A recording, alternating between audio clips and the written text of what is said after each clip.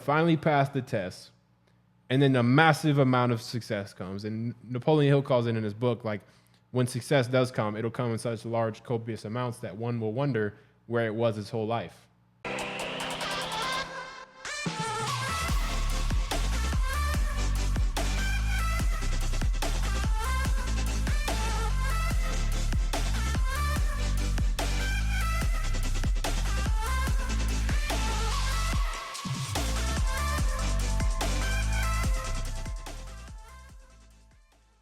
Joel, how are you doing, my man? I'm doing great, bro. Yeah? Yeah, Miami's a movie. I like Miami, but also hate Miami. Like, Okay. on both sides. Like, it's not wishy-washy in the middle. I've been here for like 2-3 months, and every day I go to this gym, boxer gym. It's beautiful, you know? Like I said, I love and hate it because there's hustlers there. Like, there's people who are winning there. There's a fucking, like, Ferrari in the middle of the gym, right? You saw that? Yeah. I saw that. Like, Floyd Mayweather was there yesterday, you know? Yep. So people are winning. Like, Miami, you're winning. Like, people are driving luxury cars, wearing crazy watches, you know? And it's inspiring. Like, I grew up in Ohio, so waking up to this shit on a daily basis hasn't become normal. Like, Where did you grow up in Ohio? Southeast Ohio, like Nelsonville. Like, if anybody knows Joe Burrow, they know where I grew up. I have no idea where that is, But you know Joe Burrow, right? I don't. I mean, I heard you mentioned, but I don't know. Yeah. Joe Burrow, the quarterback of I should know this, but he plays for whatever team, like NBA. I want to say, damn, everybody's gonna be pissed at me because I don't know. Yeah, no worries. Cleveland, right? But Yeah.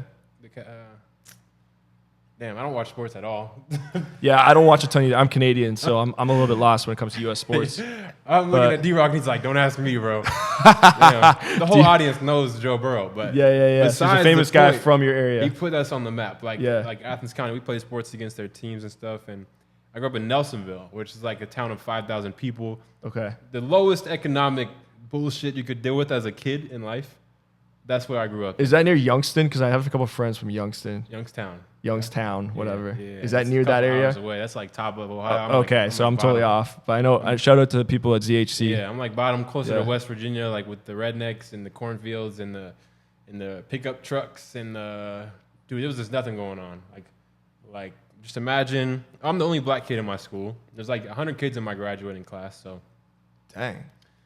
Yeah, like my family was crazy. It was like chaos, you know. We had like 4 brothers total, 1 mom raising us all, and she's in and out of the house because she's at work constantly. So, yeah, there's just nothing going on. She made like $30K a year, and raised all of us. Now without food stamps, it wouldn't be possible, but that's how we did it. And yeah, bro. So that's how I grew up, and then I come here to Miami now, and I'm like, damn. This is how I always wanted to live, you know?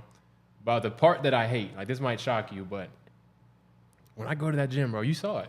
Yeah. It's like softcore porn in real life. Like you're just watching like a real life porno unfold in front of you. Like girls. How so? Girls in the gym are like very not good wearing looking. clothes. Yeah, like people don't really wear clothes. Like in Miami, and this culture in general, like it's really not Miami, bro. It's just the world we live in right now. Yeah. Like we put on a pedestal to like how much of your body can you show? Like you know? Like how surface level can you be? Yeah, that's very Miami. Yeah. So it really is something that I don't want to let in. Like I want to keep a hard shell and stay who I am on the inside because it's easy to play that game here. Like, you know. But Joel, here's the thing I want to share with you because I only just met you yesterday. Yeah. So to give people feedback or the background actually is we did a collaboration with Captain Sinbad for this channel, and I'm also working on a business deal here in Miami this week. Close it. Yeah, trying to close it. Shout out to Juan, the guy I'm trying to buy the business from. And Nikhil mentioned that he's been working with you on your channel and your brand. Yeah.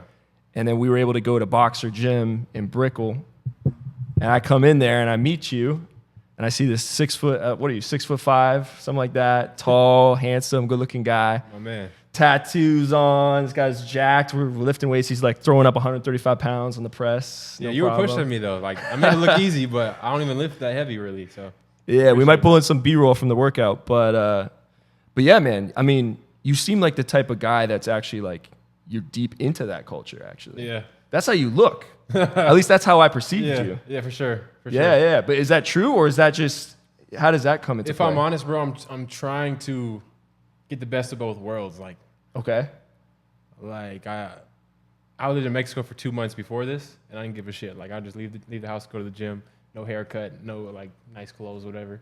Now I'm like buying bundles of like ASRV, like trying to get the right gym clothes and shit to pull up to the gym, right? Like so it is wearing off on me in a way. Like I'm trying to create that, but it's because I know my deeper purpose is to make connections right now. Like I'm looking at my life like a movie, like chess. Like first step, all right, dude, get yourself out of Ohio, however you can. I didn't really have enough self-belief to just win at all the other shit I tried. I tried like a marketing agency. I did drop shipping. I did like a few other business models and just didn't see them through, right?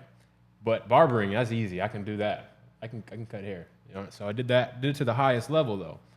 Then I said, like, okay, step Why two. don't you share with the audience real quick your headline? What's your headline? Like who you are, kind of the headline, and then we're gonna break down and deconstruct that entire headline. Into your life. For sure. So what's your headline? Why are you here? What made you break the formula? No doubt, bro. What are you? So I'm taking my message and delivering it, packaging it to the world. I'm giving the world what I always needed. Like as a kid growing up, I didn't have my dad, right? So I had extremely low self-worth. And I attached what I went through as a kid, my mom not being there. I was like, oh, my mom doesn't care about me. She doesn't love me because she's at work. That wasn't true, right? But that's how I felt. And then I'm in chaos, right? Like we don't have financial success. We don't have food to eat. Like I don't have any guidance, bro. Not only is the world lost right now, like when I spoke about like girls trying to be as promiscuous as they can so that they can like try to get some self-worth. I feel like the entire world has like an identity crisis, like self-worth crisis, and we're trying to achieve it in the worst way possible. And how do I know that? Because it takes one to know one, right? So my whole life I was insecure, bro. Like until now have I been able to raise like my awareness of myself of like, damn, I got work to do, bro. Like That's facts. I got like inner work to do, bro. Like so that I can shake people's hand, like make eye contact, like, yeah, this is who I am. So with that said, who I am is like a kid who was lost, didn't have his dad. But let's jump in real quick. I love this. I love where you're going. We're gonna go right into that. Yeah, let's run it. But I mean, you were telling me, so like, let's do the headline of like, who is Joel in terms of social media, Joel? 130,000 follower on Instagram, Joel. Okay. Let's start with that, and then we're gonna go right deep into it. Yeah. Okay. So, okay. what are you famous for? You're a barber. Yeah. But how much did you make last month? Like, how much are you making a month on average? I mean, that's a good headline. I've been making $20K a month since I was 23. The $20K I make now is from coaching. It used to be from behind the chair cutting, right? So that would be the headline. Like I built a following from a craft. I'm not really an influencer. I built a following from haircut videos. Like I mastered how to make hair fall off in a video in an engaging way to make people around the world like care about a video of a haircut, right? So I mastered that.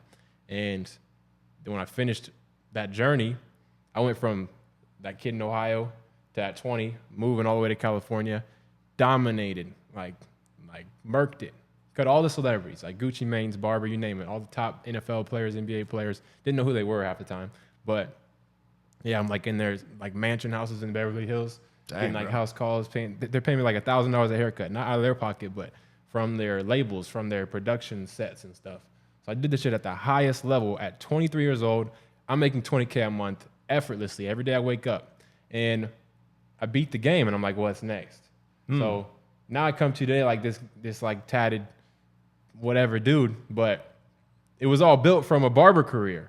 So I just allowed that journey to make me into this individual. I was a skinny kid I was like slightly autistic, bro. I couldn't really speak. I could, bro. Of course I could speak, but I would say like for show and nod my head. And like people would have to try to decipher like what is this kid thinking? You were introverted. Articulate it. Yeah. So I struggled a lot. But that would be the headline, bro. It was like dominated the barber industry, and all I learned was that the reason I won was because I was working relentlessly on me, not a business. So like our work that we do on ourselves is what built my self-worth. I built a lot of self-worth from like a low point to where I am now, not by getting good at those haircut videos, but by investing time into me. So then I took that into a coaching program, and that's like my sneaky like left hook. in my coaching is that all these barbers I coach, they think I'm gonna teach them like how to cut celebrities or how to like charge $1,000 a cut. But no, I just teach them like self-work, like how to be a better you. Because I know that's the real key, like self-mastery is our true aim. That is an incredible story, Joel.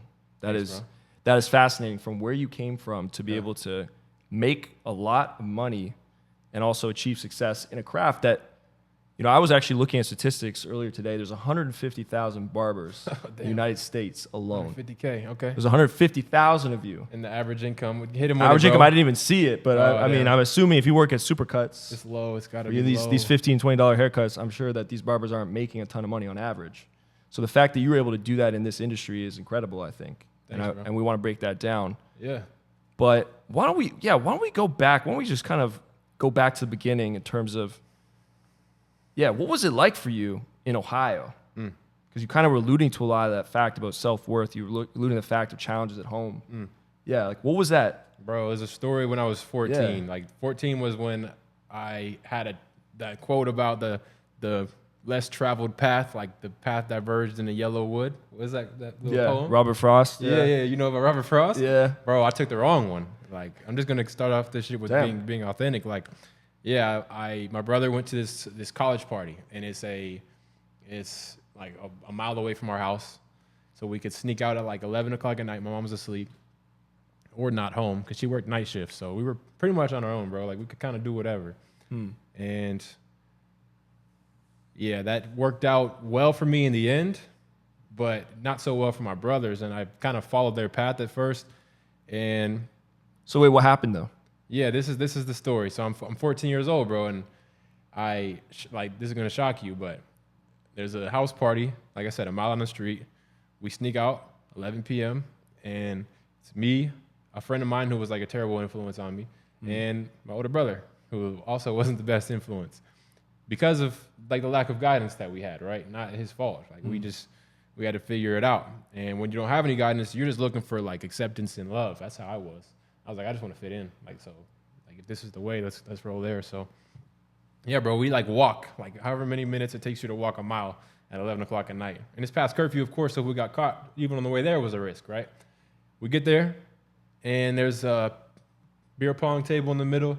There's a bunch of like lost souls all around me. Like when I replay it back in my head now, I'm like, damn, bro, you don't belong in that room, right? But I see them for what I am, a lost soul, like a kid in a town where no one knows or cares about you.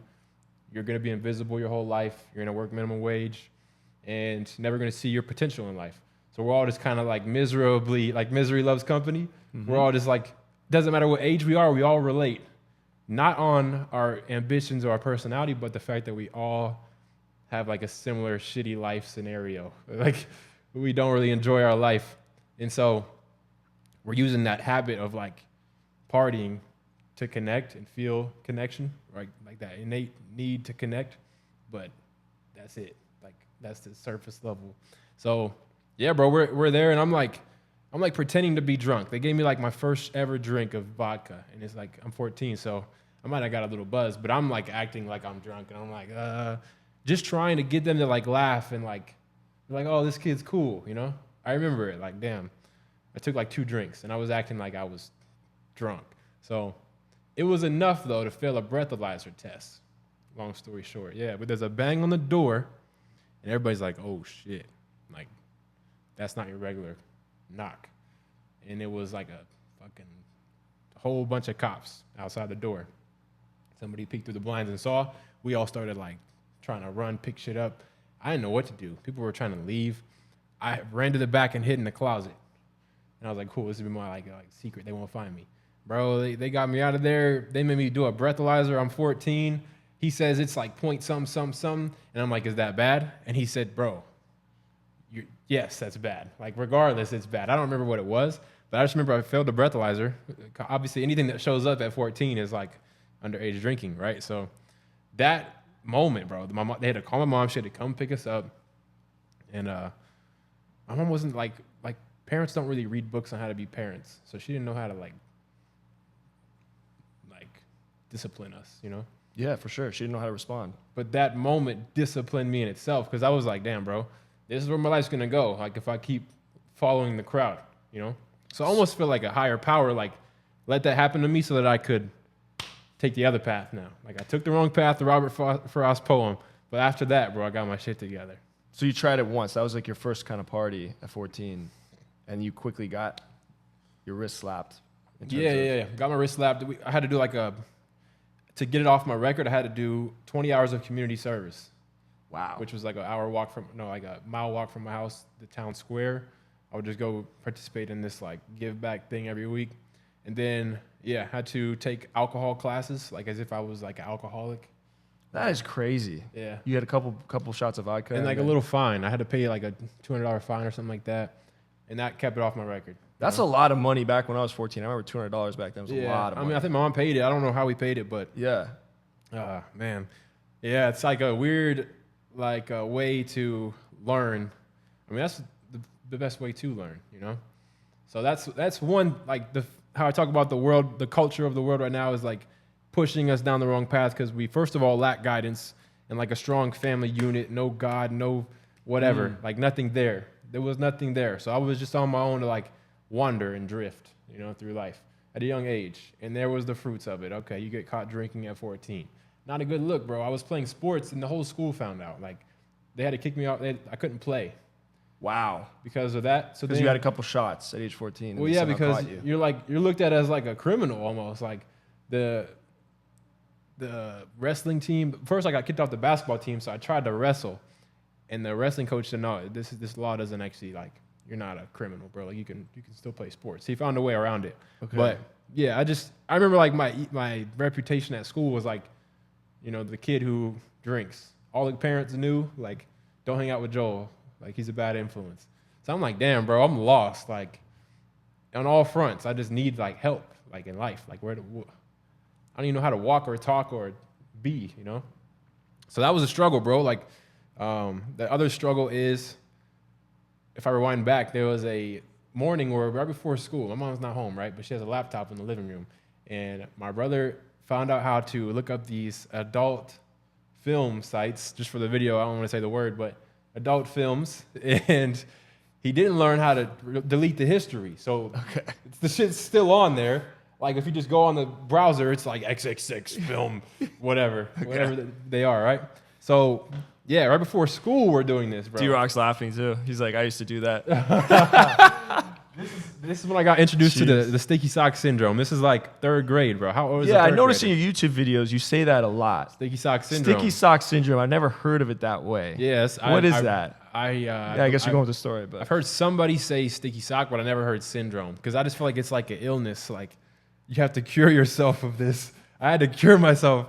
But to me, this shit is tragic, bro. Like that our young men, first of all, that our young women are being like indoctrinated into a society where they need to show as much of themselves as they can. Because even to age 25, a year ago, I go, like this is when I lived in LA, I scroll on the gram and I get an impulse or an urge just off of like some Instagram posts I'm looking at. I'm like, damn. And then because I didn't have the awareness of like my emotions and like what I'm thinking, I just rub one out in the sock and think that's like a good way to handle that. Not knowing, bro, that not only is it like the women that are, you know, falling victim to this, like getting flown out to Dubai to be like a glorified prostitute, basically. Like, wow, you know? Yeah. Like that's what our modern society has resorted to. Like if you look at your Instagram, it's hard not to scroll without seeing like a terrible reality, bro. So yeah, I was falling victim to that as a young man, the effects of that. I'm not blaming women, right? But I'm just saying like, so how old were you at that point? You said you saw the browsing history. Yeah. So it was like all the way to 25. I feel like I've just broke it, bro. But how old were you at that point when you? But at that point, I was in third grade. The sticky sock syndrome. I wasn't actually using a sock. I don't know. Right. I don't even think you can like I don't think I hit puberty until I was like so you're just like you're like impotent. You're like semi-potent. You're like throbbing, but nothing's happening. I was like third grade, bro, and my older brother like, yo, come here. Or I don't think he told me to come here. I just saw him like, what is that? Like first time ever seeing like adult film on a laptop. It's like an old Dell computer. It's like hella big. It's my mom's like work computer. And he found out how to watch these sites, bro. He's like 3 years older than me. So I'm third grade. He's sixth grade. Dang, bro. And I'm like, whoa. Like I know this is wrong, but like, whoa. Like after that, you're you don't go back, you know? You can't unsee that shit. So, yeah, bro. Even like right now, the image is flashing in my mind. Still. Yeah. So, bro, we got caught, long story short. Like the week later, I just remember this memory of us before we go to school. My mom stopped letting us get ready for school in the morning, and she made sure to observe us more, I guess. But she's making my brother do all these chores. She's like she's like punishing him. She doesn't realize that I was involved. And at one point he gets so upset and he's like, this is stupid. Like, why don't you make Joel do chores? Because he was doing it too. And I'm like, bruh, like, you're going to do me like that. You know, because I didn't search it. I was participating. Bro, you were so young back then too. Your mom observing. probably didn't suspect nothing, bro. Yeah, bro. She's like, he's innocent still, Joel. Nah, so she told our principal at school. We went to like What? a private school. Yeah, Your so mom, she was savage back then. savage, bro. Then they made us like work like during recess. We had to come inside and like clip papers, just little chores, like little stuff. But yeah, Because of that. Because you went on the laptop or on the she big asked desktop. them like, hey, can you guys help like discipline my children, basically. Yeah, dude. Like the more I think about my story, I feel like I'm just a victim.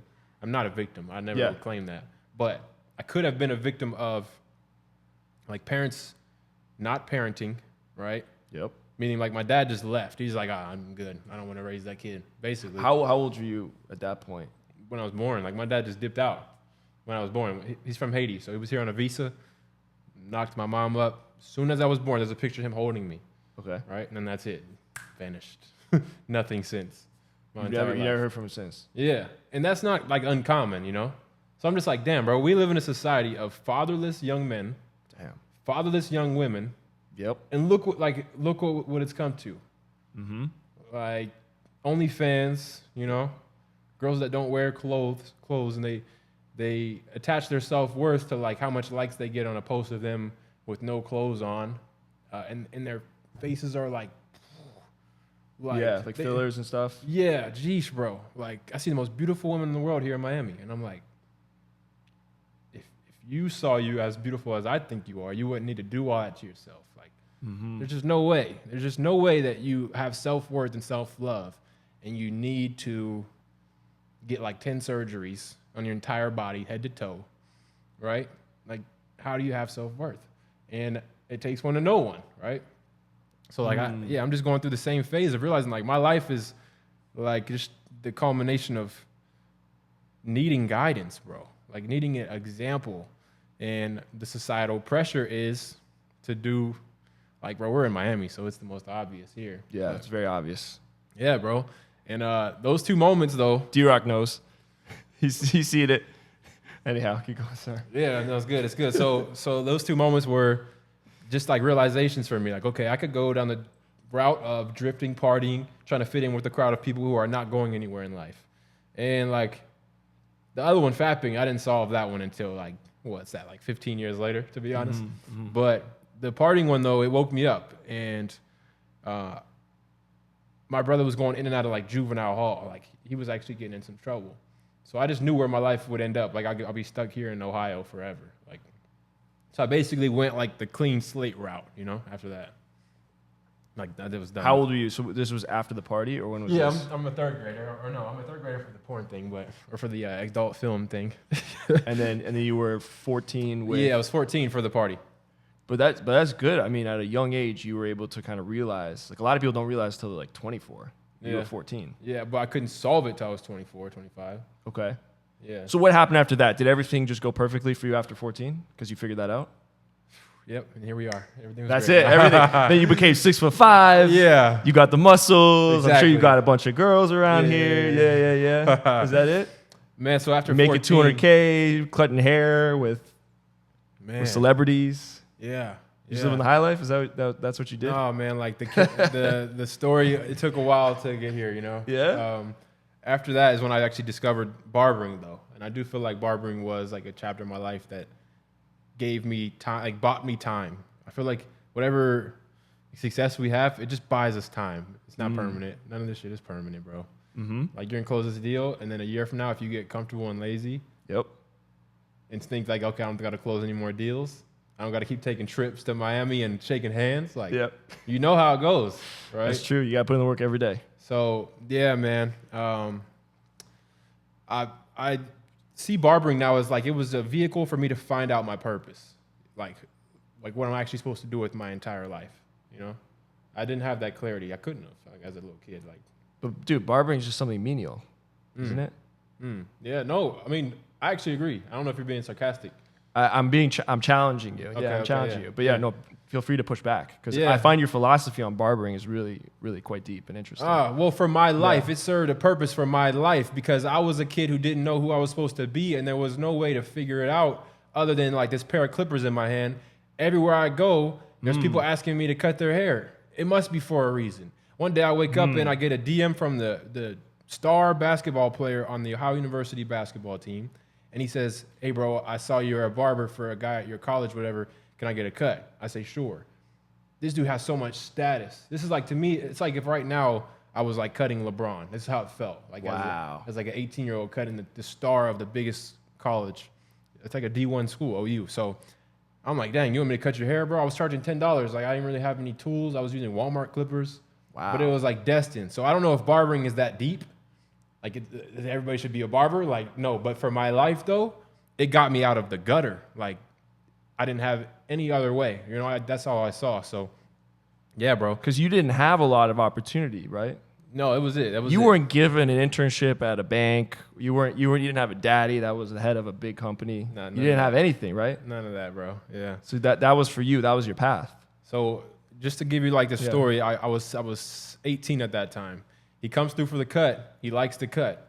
And I'm nervous as shit. I'm watching a tutorial before he comes, how to cut waves. I find out what cut he has, and I'm like looking at the video, how to cut waves, so I can learn how to cut his hair. I never even cut his hair. This is the star of the Ohio basketball team. University of Ohio. Yeah. And so he likes the cut, bro. What was his name? Do you remember his name? Jerron Simmons. Shout out to Jerron Simmons. Dang. Okay. Savage. Yeah. Guys- He was a G. He's a G, all Like right.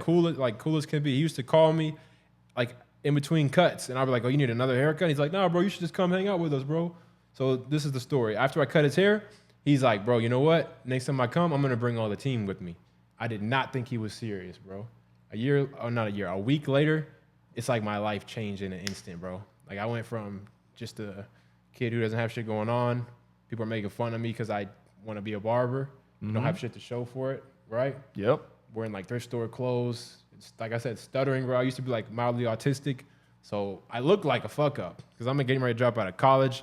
I'm working I'm working at a job that is, So you didn't look like you look now, because right now you don't look like that. I don't look like a fuck up. No. No, but you also don't look like a loser. You're not. You and I look was well skin put and together. bone, bro. I was 160 pounds. Now I'm like 200. So imagine me 40 pounds ago with a stutter, basically. Yeah. And buck teeth. I had to get braces and all this stuff. But yeah, it was down bad for a while. But homie saw me and he was like, he saw something in me. He's like, I'm bringing the whole team with me. A week later, bro, I look up and I see 2 cars, and there's like 8 dudes, like 5 dudes in each car, and they all jump out and they all want me to cut their hair. And I'm looking at them like this. Like, I'm tall? No, they're tall, bro. They're giants. And I'm just like, holy shit. I shake each of their hands. Their hands cover like my entire wrist. Oh, and you have big hands. And I'm just like, Let's take a whoa. look at this right now. This is. But where is it like you're like. Yeah, these are Like giants. I'm 6'1" and like Yeah, yeah, but and they Oh, were bigger man. than your hands. facts. So, Oh, bro, fair. that just changed my life. It was like, damn, I'm supposed to be a barber.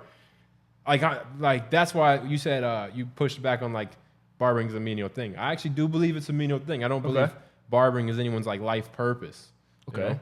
But I look at purpose like a layer of an onion, right? So you want to get to the very core of the onion, you know?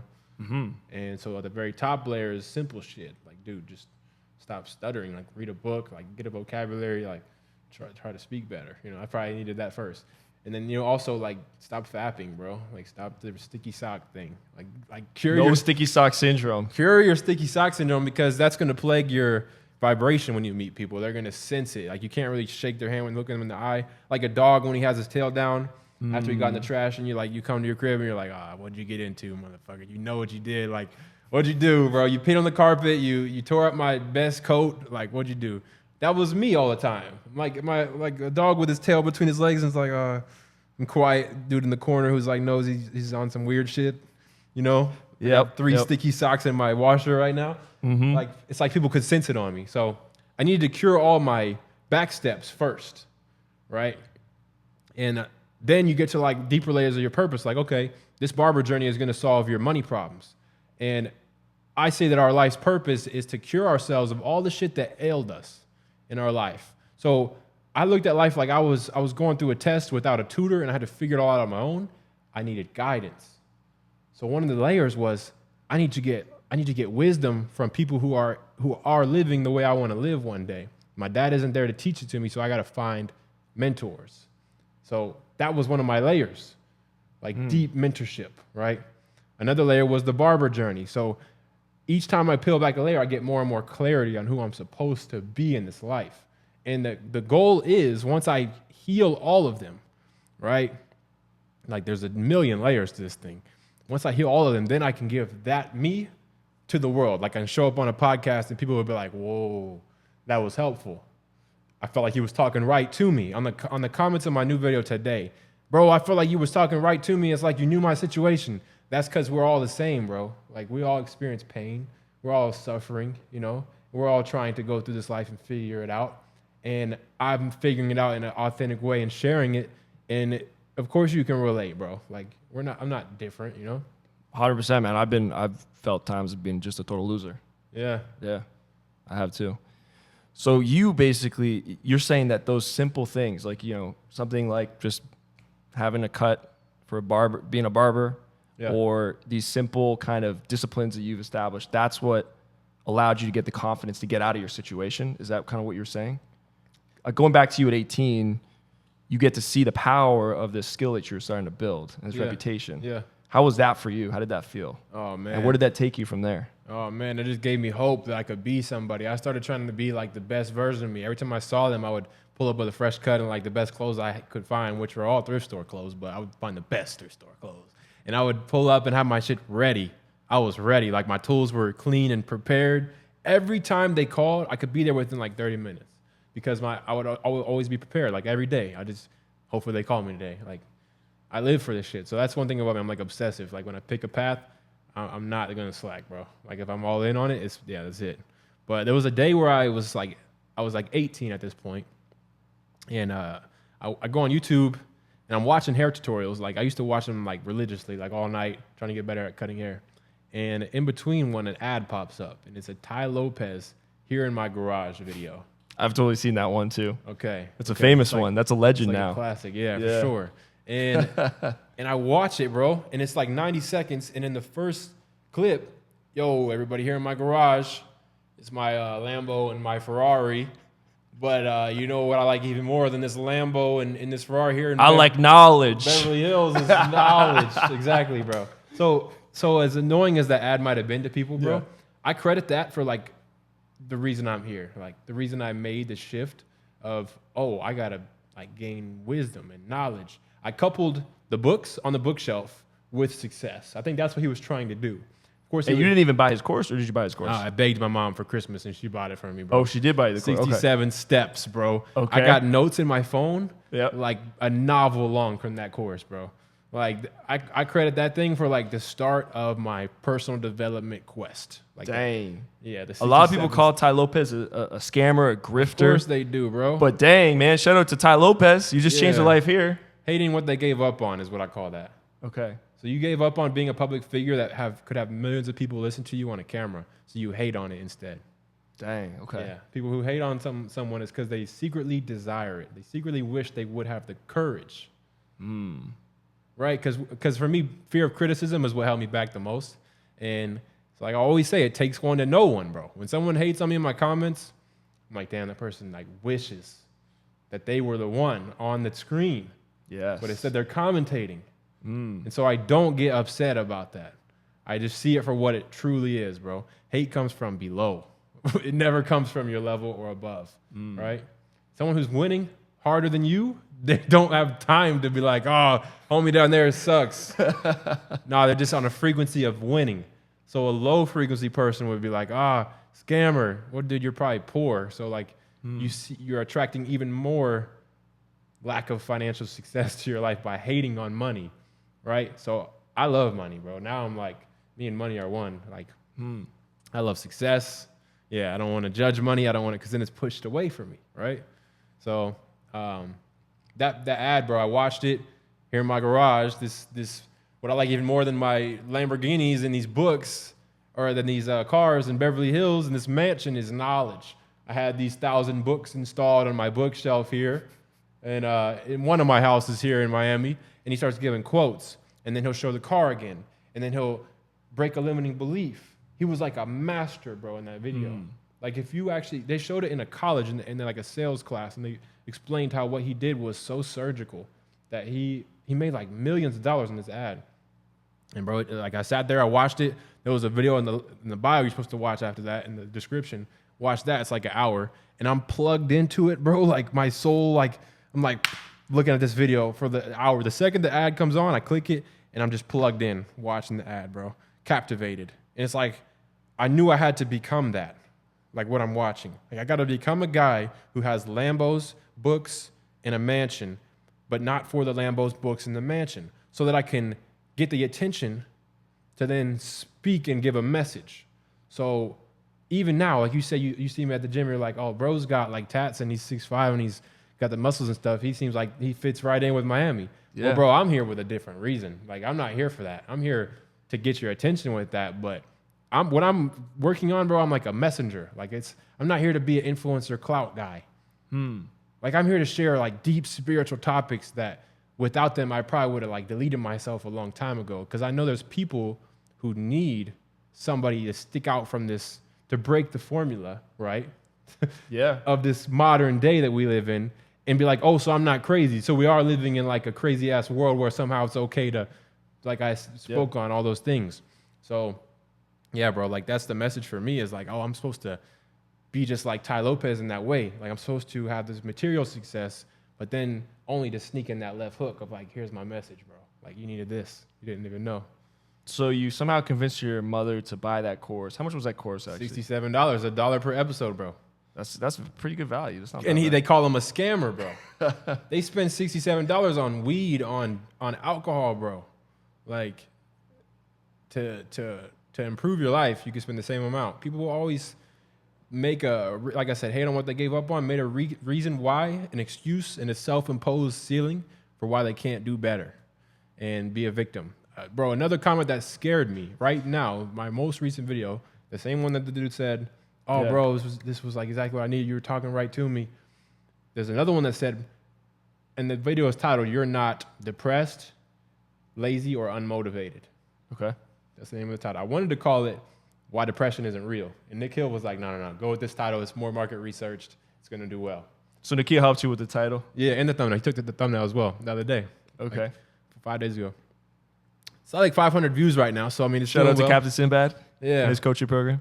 And yeah, facts, bro. Like if you want to just go ahead and get a blueprint instead of trying to figure shit out on your own. I've been posting YouTube since Ohio. Okay. So what's that? Like 8 years?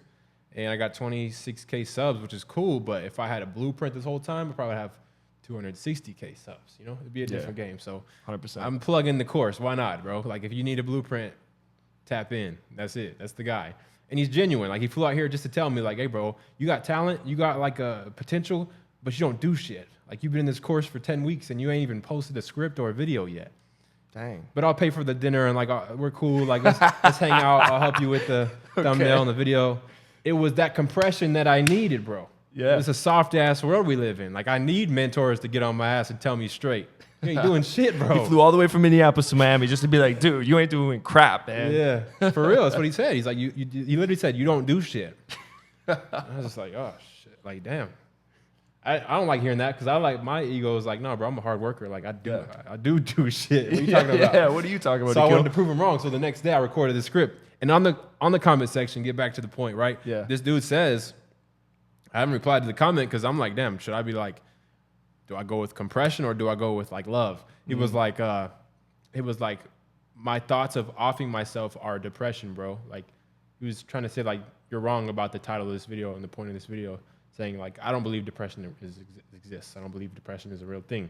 I believe it's a self-imposed ceiling. I believe that we become depressed as a vibration only through like a moment. Like in the moment, you're depressed because you just now are attached energetically to some fucked up habit that you do. How do I know? It takes one to know one. Every time I fat, bro, I can't get away from that guilt and shame, right? So what I want to say to that comment is like, bro, let's see your habits. Like, let me look at your day in the life. Let me like your life was a documentary, and I'm up there watching from the loft. Wow. I want to see. Yeah. And if you're doing 1,000 push-ups, I know it sounds crazy, but I actually do 200 push-ups a day. I can tell. I can see it. Before I see that, bro. So like, and it's all surface level. They'd be like, oh, so now this guy thinks he's a clinical psychologist. Now you just do push-ups and you won't be depressed. Bro, there's a lot more to it than that. Like, if you have never read the book Power versus Force, Dr. David Hawkins, there's an emotional scale, right? And he says that at the very bottom, the lowest vibration a human can feel is shame and guilt. Wow.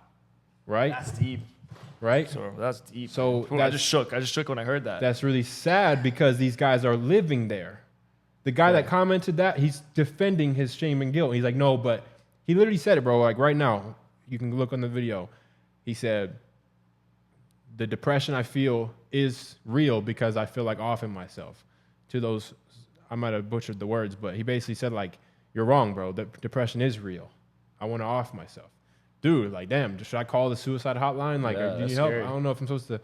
Yeah, I want to be like, bro, let's see your habits. I want to just look in your habits, and then if you're really trying your very best, like every day, because I know what it's like to be there, bro.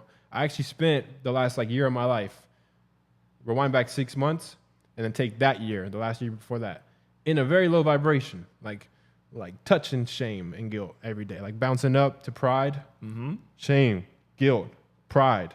Then there's anger. Wow. Then there's courage. Okay. Then there's acceptance. So now you're like halfway. That's a beautiful one, acceptance.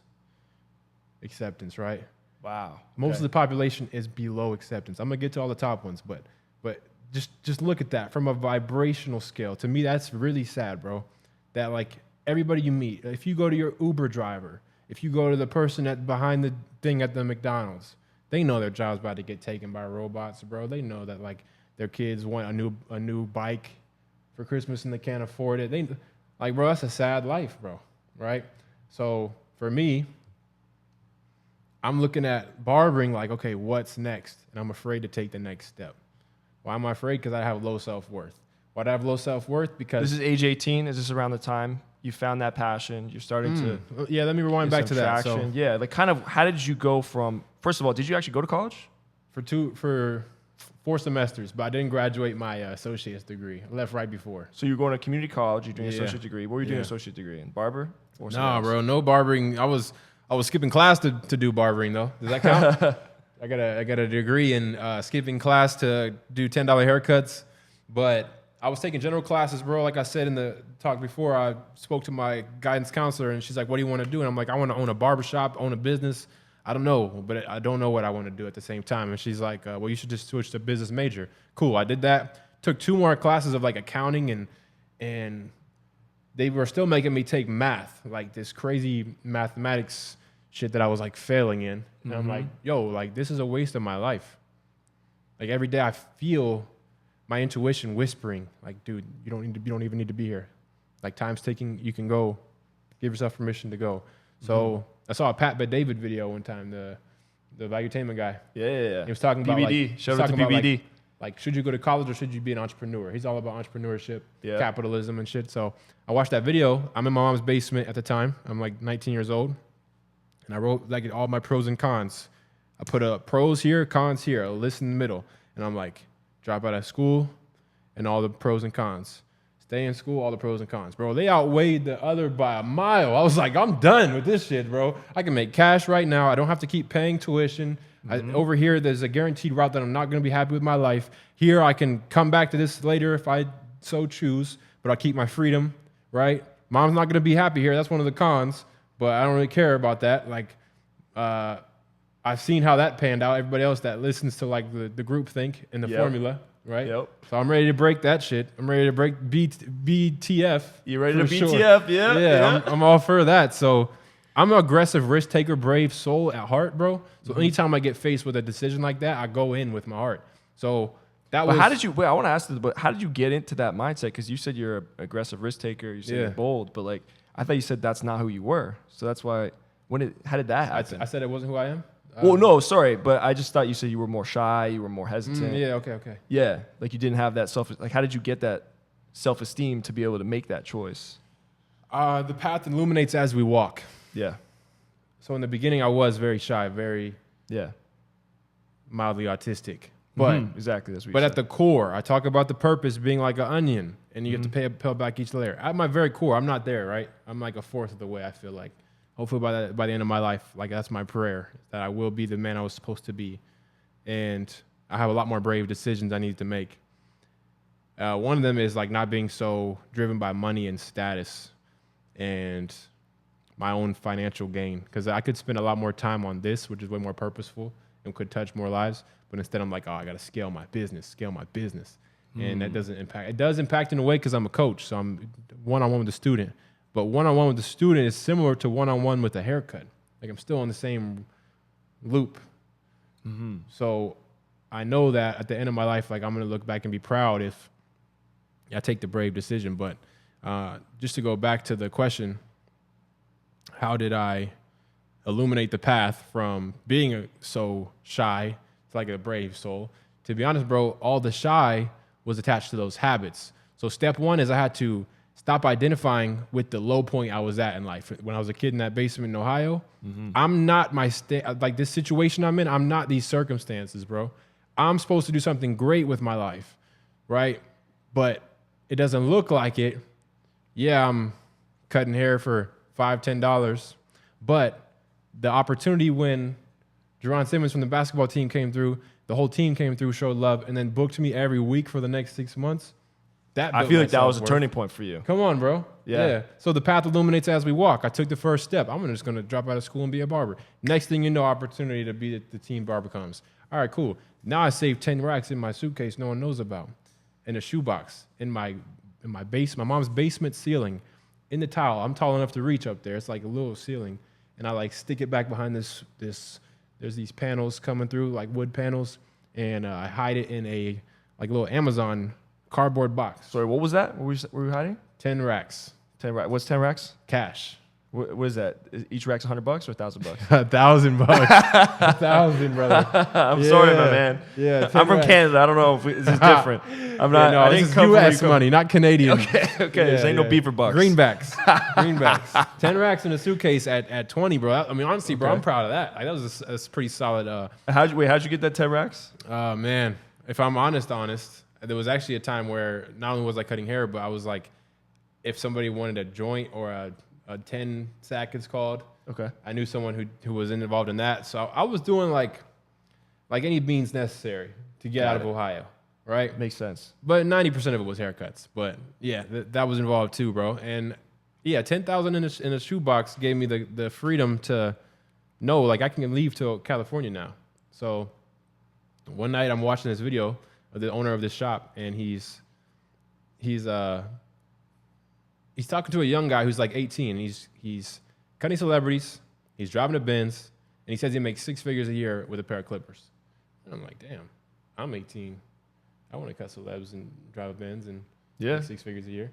So I text the owner of that shop on a DM on Instagram. I constantly tag him. I'm watching all his videos on YouTube, and it's called The Rich Barber. That's the name of the brand. And I'm like, all right, bet. I'm going to keep tagging him and let him know, like, I'm supporting his brand. He made one about an elevator pitch, and I remember I commented and said, I'm going to make my elevator pitch. And it came full circle because he DM'd back one day, and I said, bro, can we have a quick phone call? He replied with his phone number. Wow. And I was like shaking. I'm like, oh, bet. This is my time, bro. So I just pushed the number and call, and I gave him my elevator pitch. Like, yo, bro, I've read 10 books ever since the Ty Lopez thing happened. I read like 10 books on personal development, bro. I've tried different businesses. I did SBA. I did Amazon fulfillment. Like, I tried a media agency, but everything keeps leading me back to barbering, bro. I think I'm supposed to be a barber. And like, I saw your guys' videos.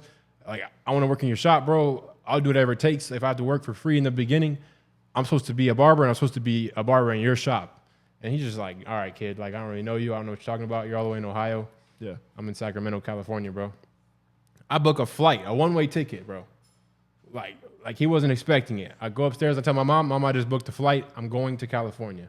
She's busting out crying, bro. She's like, no, like that's dangerous. How? Like she didn't know. She didn't know nothing. I didn't tell her about the money I was saving. I was like not helping out with like rent or nothing. I think I paid for groceries, but I knew I have to go. Like no one in my family is going to figure this thing out, bro. Yeah. At that point, all my brothers are on the hardest drugs. Like I don't want to mention. Okay. Like in that town. Like that's so your brothers aren't doing too well. They fell victim to our circumstances. They're all older than you, or some are younger than you, or one younger, two older. And remember, I talked about the Robert Frost diverged in the Yellow Wood, bro. Yes. Yeah, like I got blessed with that experience to go the other way, right? But like the forces at play that give us access to all these vices at such a young age, they're too strong to be broken until like you don't realize it's too late. Like they got a strong hold on everybody in that town, bro. Most people don't get out of there, and so dang, bro. And so I'm sorry to hear that, man. That's insane. Yeah. I mean, thankfully, everybody's like still pushing, you know. But I still sense that like I'm still supposed to find a way to be the light, like for my family, you know. I'm not saying that everybody's like down bad and like, you know, it's all terrible, but like in and out of juvenile hall, in and out of rehab, etc., and just like low wage jobs, like that's a rut you're never gonna make out of unless you rid yourself. The top layer of the onion, they still haven't peeled it. Yeah, you know, like your own family, and I'm like, damn, I don't know what else I gotta do. Like how else who do I gotta be to be able to change this for my family? But I knew that at the young age, so. Told my mom, like, I'm going to California. I don't know how, but I'm going to be, like, a great barber out there. Like, and this just sounds crazy. I'm like, no one knows. I didn't tell a single person, like, friend-wise. I told one friend, and even he was like, well, like, how, bro? Like, what's your plan? Because it just didn't make sense. And yeah, it sounds crazy. Yeah. Because it's like, how are you going to make money as a barber? And California's expensive. Yeah, I didn't have a barber license, so none of it, it looked like it wasn't thought through, and it was an impulse decision, but I had been plotting this for a whole year.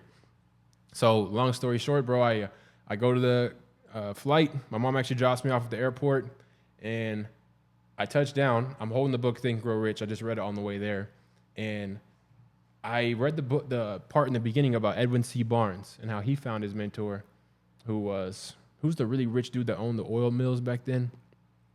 He like tracked him down, rode a train to find him, and told him he worked for him for free. And I'm talking about Rockefeller, or similar to that. It's like the dude that invented steel mills or something, bro. Yeah.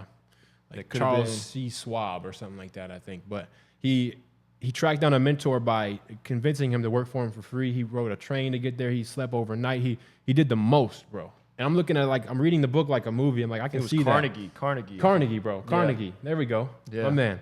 So I'm like, damn, bro. Like this is like 1950s. I could picture that. Like a dude hops on a train, sneaks on, has no money.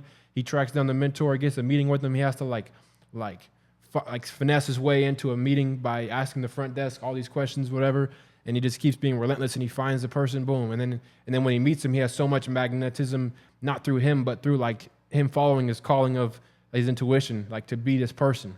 And I'm like, dude, I'm gonna do this now. Like this is me. So I plan out my elevator pitch. I already did it on the phone, but now I'm about to do it in person. Yeah. And I'm 20 years old, bro, and I'm like this kid with this like fire in his eyes, and like my belly is like growling because I'm hungry, and like my veins are boiling because I'm like destined for something. Like this is part of a bigger, much bigger purpose and path. And like you really can't even stop me at this point because I just risked my entire life to work in your barbershop, bro. How could you tell a kid no? Yeah, exactly. So I meet him, and I have this suitcase, and I'm sitting outside of the barbershop. I put it to the side, and I meet him. I shake his hand. There's some other like dude here who's trying to take the last chair in the barbershop. Yeah. And I just allow the other guy to get the tour first. And I sit back and like observe, like, holy shit, I've watched this thing on social media for the last year, and here it is. And is it a nice barbershop? Oh, it's, bro, the best, like one of the best in the world. Like it was the best in California for sure. Definitely the best in that town, Sacramento. And full of the best barbers at the time as well. Like it wasn't popular for barbers to have a big following back then, but that shop had like 5 people with 100K on IG through hair videos, right? So I let the dude see the shop. I could tell he wasn't a good fit, and like this was mine, so I wasn't tripping. The guy leaves. They give him like a 10-minute tour, and then the owner sits down next to me and he says, "Thanks for checking out the shop, bro." He's looking at my page. It's not the best work. I didn't have no following or anything. And he's like, "What do you rate your skills on the scale at 1 to 10?" I'm like, damn, I can't lie because he's looking at him. I'm like, I'm like a 5, bro. Like probably a 5. Dang. Straight like this. We're sitting in a barber chair. I'm like, I'm like a 5 out of 10, bro. And he's like, all right, well, appreciate you coming out here, man. Like, let me know, what your next moves are, and we'll go from there. And I was like, no, like I'm here. And he's like, well, when are you gonna go back to Ohio? He thought I was visiting for the opportunity to interview. And at that time, I had my suitcases and stuff, and I'm like, no, dude, like this is all I got. Like I moved here. And he's like, oh. I was like, yeah, I'm not going back to Ohio.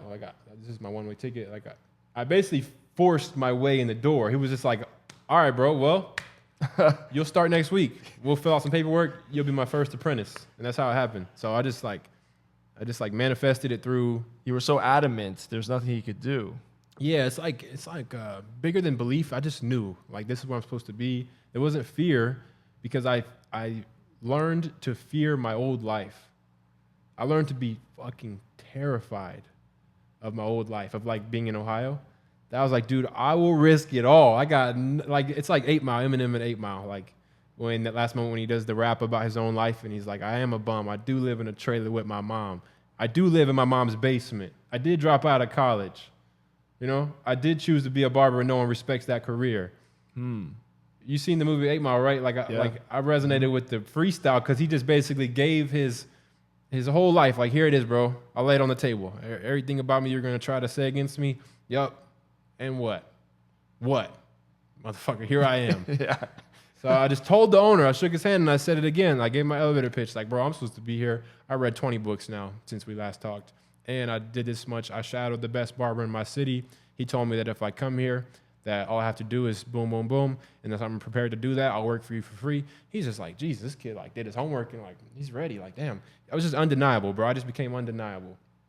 So Dang, bro. So that vibration scale at shame and guilt and acceptance. I think acceptance was when I said that quote from Malcolm X, if you don't hate something, you'll tolerate it. Like what you do not eventually hate, you will eventually tolerate. So for him, it was like, slavery. But for me, it was like Ohio.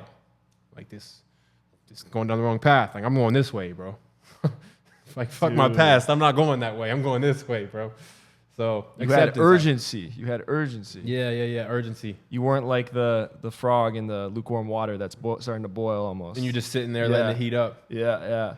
No, fuck that, bro. I was ready. So that was like how I got out of Ohio, just to catch you out of like the 18-year-old me. Yeah. Dang. Was that kind of awkward though with the owner? Was it kind of awkward at first, or how did that or was he like, yo, you're in at that point? It was more like overwhelmed. He just couldn't believe, like, dang. His expression was like, damn. His exact words were, I know grown men that wouldn't do that. I remember it to this day. He's jacked, bro. He was like this jacked, big, buff, like smooth talking shop owner, rich dude. Like, damn, son, I know grown ass men that won't move across the country for the shit they want to do, man. I respect it. That was the energy. Wow. I was like that. Yeah. You were undeniable. Undeniable, bro. That's it. Yeah, I love that word. So, I mean, just to wrap up, like the principle, bro. Yeah. Of the frequency scale.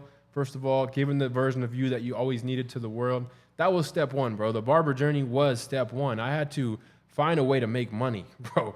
Like if you grew up poor, you have to find a way to get rich, bro. If you grew up without guidance, you got to figure out how to get smart and learn the rules of the game. Like there's rules to life, bro. And be competitive. I was afraid to compete. I learned how to compete. I was afraid to put myself out there. I learned how to do that. I was introduced to vices at a young age. I needed to conquer each one of those one by one. And I never could reach my next layer of my purpose until I conquered each vice. So those are some of the principles from the beginning of the story. It was like, damn, I got introduced to sticky sock syndrome through adult movies at third grade, bro. Like that plagued me for a while. Okay, how do I get up out of there? And boom, figured that out. Food stamps and free lunches at school. Moms didn't figure out the financial thing. No one taught us that. Let me figure that one out, bro. That took me a while too, because I made all this like hundreds of thousands from barbering, but had a poor spending. So I had to figure that out, bro. Figured that out. Okay, cool. It's just like each one is a layer of the onion, you know? And you can meet people and you can kind of tell which layer of the onion they're on, like how many have they pulled back. It's not like anybody's born and they're just all the way to their core purpose, know who they are and the path they're on. No, they like year after year refined it. They never got comfortable. They kept pursuing it, you know? When I think of break the formula, that philosophy, I think often of the idea of the hero's journey. Let's go. I don't know if have you. Yeah, no, that's it. And I think for you, making that trip, that one-way ticket to Sacramento, that was the start of your hero's journey. Obviously, you probably had things that were dwelling within you throughout your teens up to that point. But I think that was when you really said, hey, I'm going to go. You like learn the lesson. How does it go? Yep. I mean, I would have to go through. We'd probably pull it up. D-Rock, you pull that up? I don't think we can pull that up actually right now. We don't have that yet set up. Sounds like official as fuck. Let's pull that up. And yeah, put it on let's screen. pull up the hero's journey. Yeah. But I mean, the biggest thing is the decision to leave the comforts Yep. of where you're from Yep. and to go out into the unknown. 100%. And then through that period, at some point, you're going to hit an abyss, and you're going to find a villain. You're going to find a betrayer. You're also going to find a mentor. I don't know if you can relate to that. And then eventually, you're able to come back and be a totally different person. Yep. I don't know if you can relate to any of that once you hit Sacramento. What happened after Sacramento? Absolutely, bro. Yeah. I love it. So Sacramento, I spent 2 years there, man, and I was stuck at $35 a haircut the whole time, like majority of the time I was there. Okay, but you're surviving. You're making it. Yeah. And that's most barbers, like, reality. Yeah. I talked to a lot of barbers, like hundreds, like 100 a day, it feels like. And when I ask them how they're doing, they say that. Like, I'm still at $40 a cut, bro. I make $5K a month. Yep. You know? And I'm like, damn, my life sucked at $5K a month. Like, I was living in a roach California, infested, bro? Yeah, roach infested Pricey, apartment right? on the wrong side of town, riding a bike. Shoot, bro. And the thrift store closed thing was still going on. Like $5K a month, you can't do anything, bro. So I figured out the blueprint of how to make $20K a month as a barber in Sacramento, and I applied it in LA. Took a one-way trip again, left the Sacramento clientele I built, started over in LA, where I always truly knew I was supposed to go.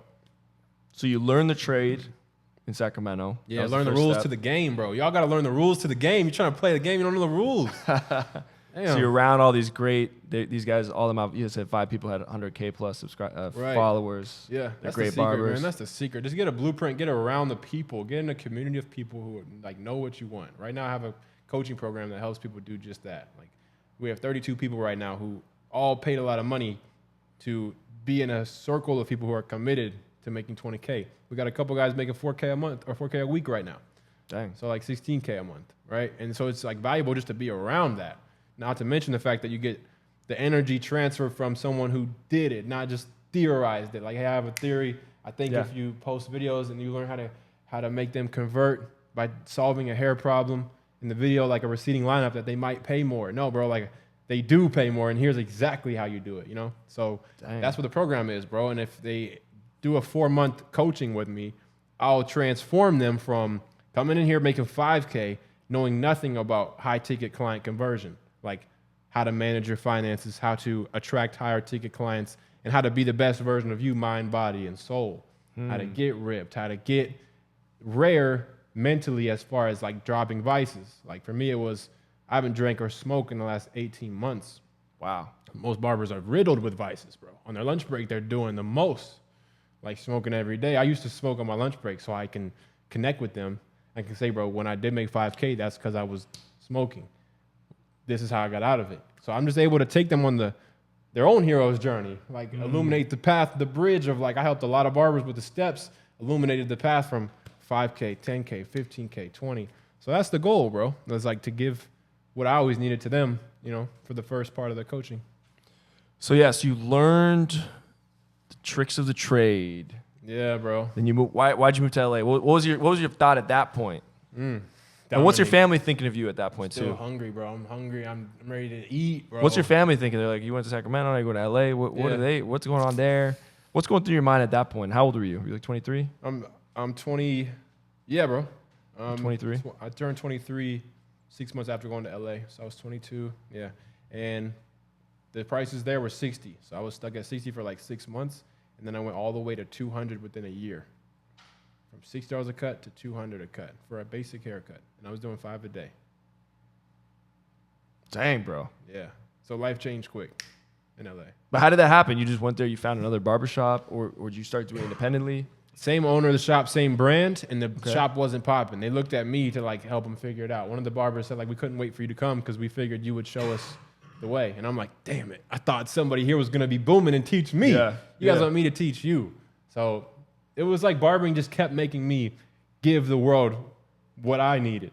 Yes. Like transcend self, like get out of thinking it's about me and start helping. So that's what it did. And it forced me to like.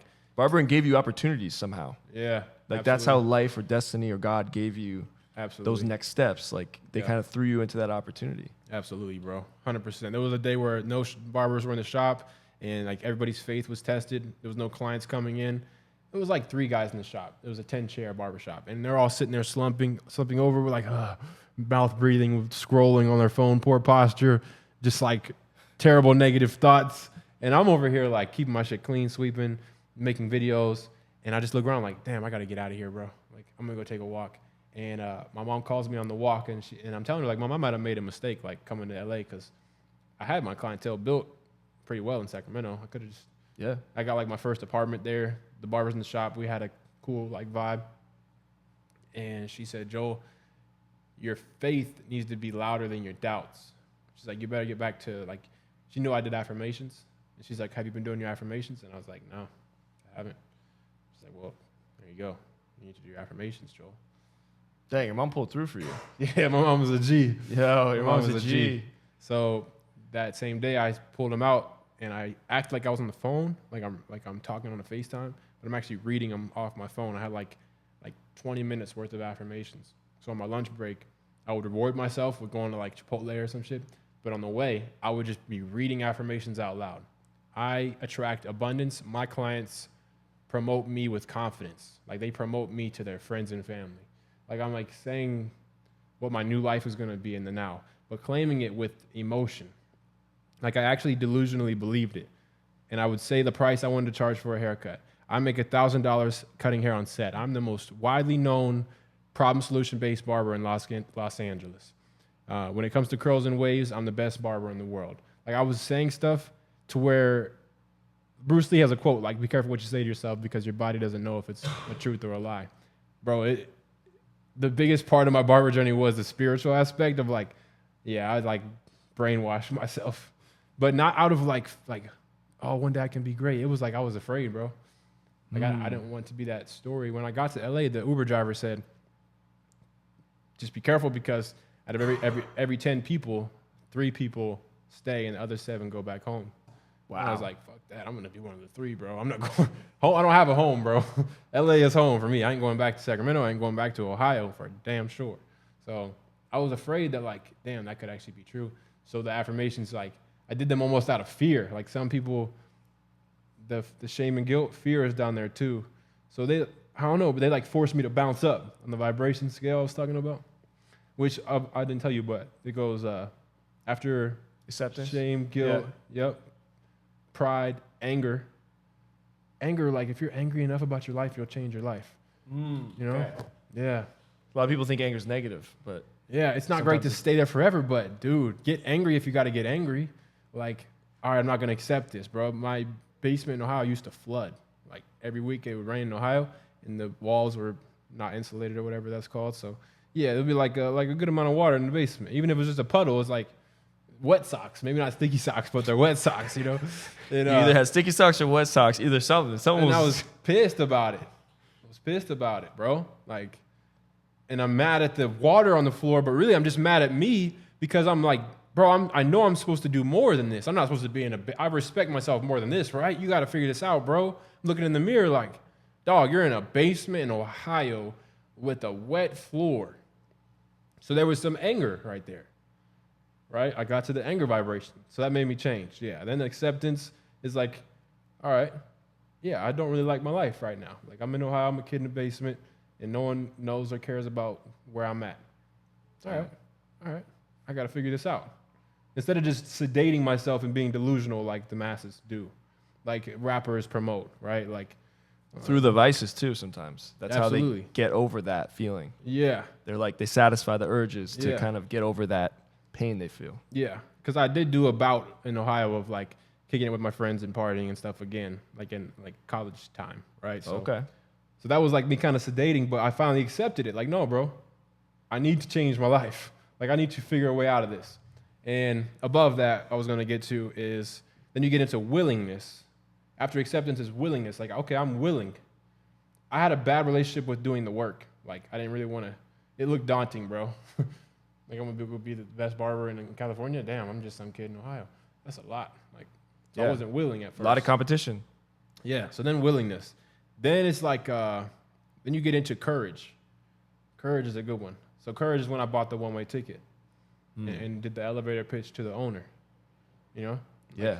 Like I was courageous as fuck, like some 20-year-old kid with big balls, like brass balls. That's gonna like, yo, I'm gonna work in your shop. That's that last chair right there, that's mine. Not that dude that just walked in. Courage, you know? And then you get into joy. Peace, love, Okay. enlightenment. Yeah. Dang. Okay. Those are the good ones. That's where you want to stay. In the top, you know, top of the vibration scale. So is that where you're at right now? Did you achieve that? It's only in the moment. So I just try to give the full intensity to the moment that I'm in right now. Like when I'm in the gym with you guys last night and you put the 45s on the bar, I really haven't done that. I've done it before, but I don't really push that hard in the gym. Like when it comes to heavy weights, I do lower weights with a lot of reps. So you put 45s, and I'm like, damn, we're going to do shoulder press for the first exercise. And then I got like 6 reps, 8 reps. Bro, after I felt like the man, I was like, damn, I'm strong as fuck. Yeah, you are strong. Let's go. and I did that. Like I pushed. I didn't let myself, oh, it's heavy, stop. No, I was like, someone's going to come help me or I'm just going to sit here and struggle. You know? Yeah, that feels great. That feels great, bro. It's impossible to be at a low frequency, which is when that's when we self-sabotage. Yeah. It's impossible through peak performance. Peak physical performance is what got me out of my lowest ruts. I didn't really even got into that, bro. I don't know how much time we got. Maybe that's a whole nother podcast. But yeah, like pushing in the gym. That's what got me out of. I had like 2 low points in my life. One was Ohio, and then one was after I made all the money in California and didn't know where to go next. It's like I climbed up the mountain and then self-sabotaged my way back down. Yeah. Yeah, let's take us to that point. Yeah, so you got to LA. You're at another location of that barbershop, that brand, but it's not doing well. And you were battling doubt, and you started doing affirmations. Yeah. And then what happened there? You rose up from there? What happened? Bro, within 6 months after that moment, my income went from $6K a month to $28,000 a month. Dang. With putting hair on the floor, nothing else. Yeah. My life changed so drastically. And on a daily basis, I would wake up to a fully booked out day. Like I couldn't have a life. It's like you found a way to put a pot under a faucet and it puts money in the pot. Every day you show up and they keep putting money in. So I'm like, I'm gonna work 7 days a week then. Yeah, why not? Every day I would get a booked out day. I figured out a formula on Instagram to where people book haircuts for $200. Dang. And think it's worth it, and they come to experience it, and a good percentage will come back.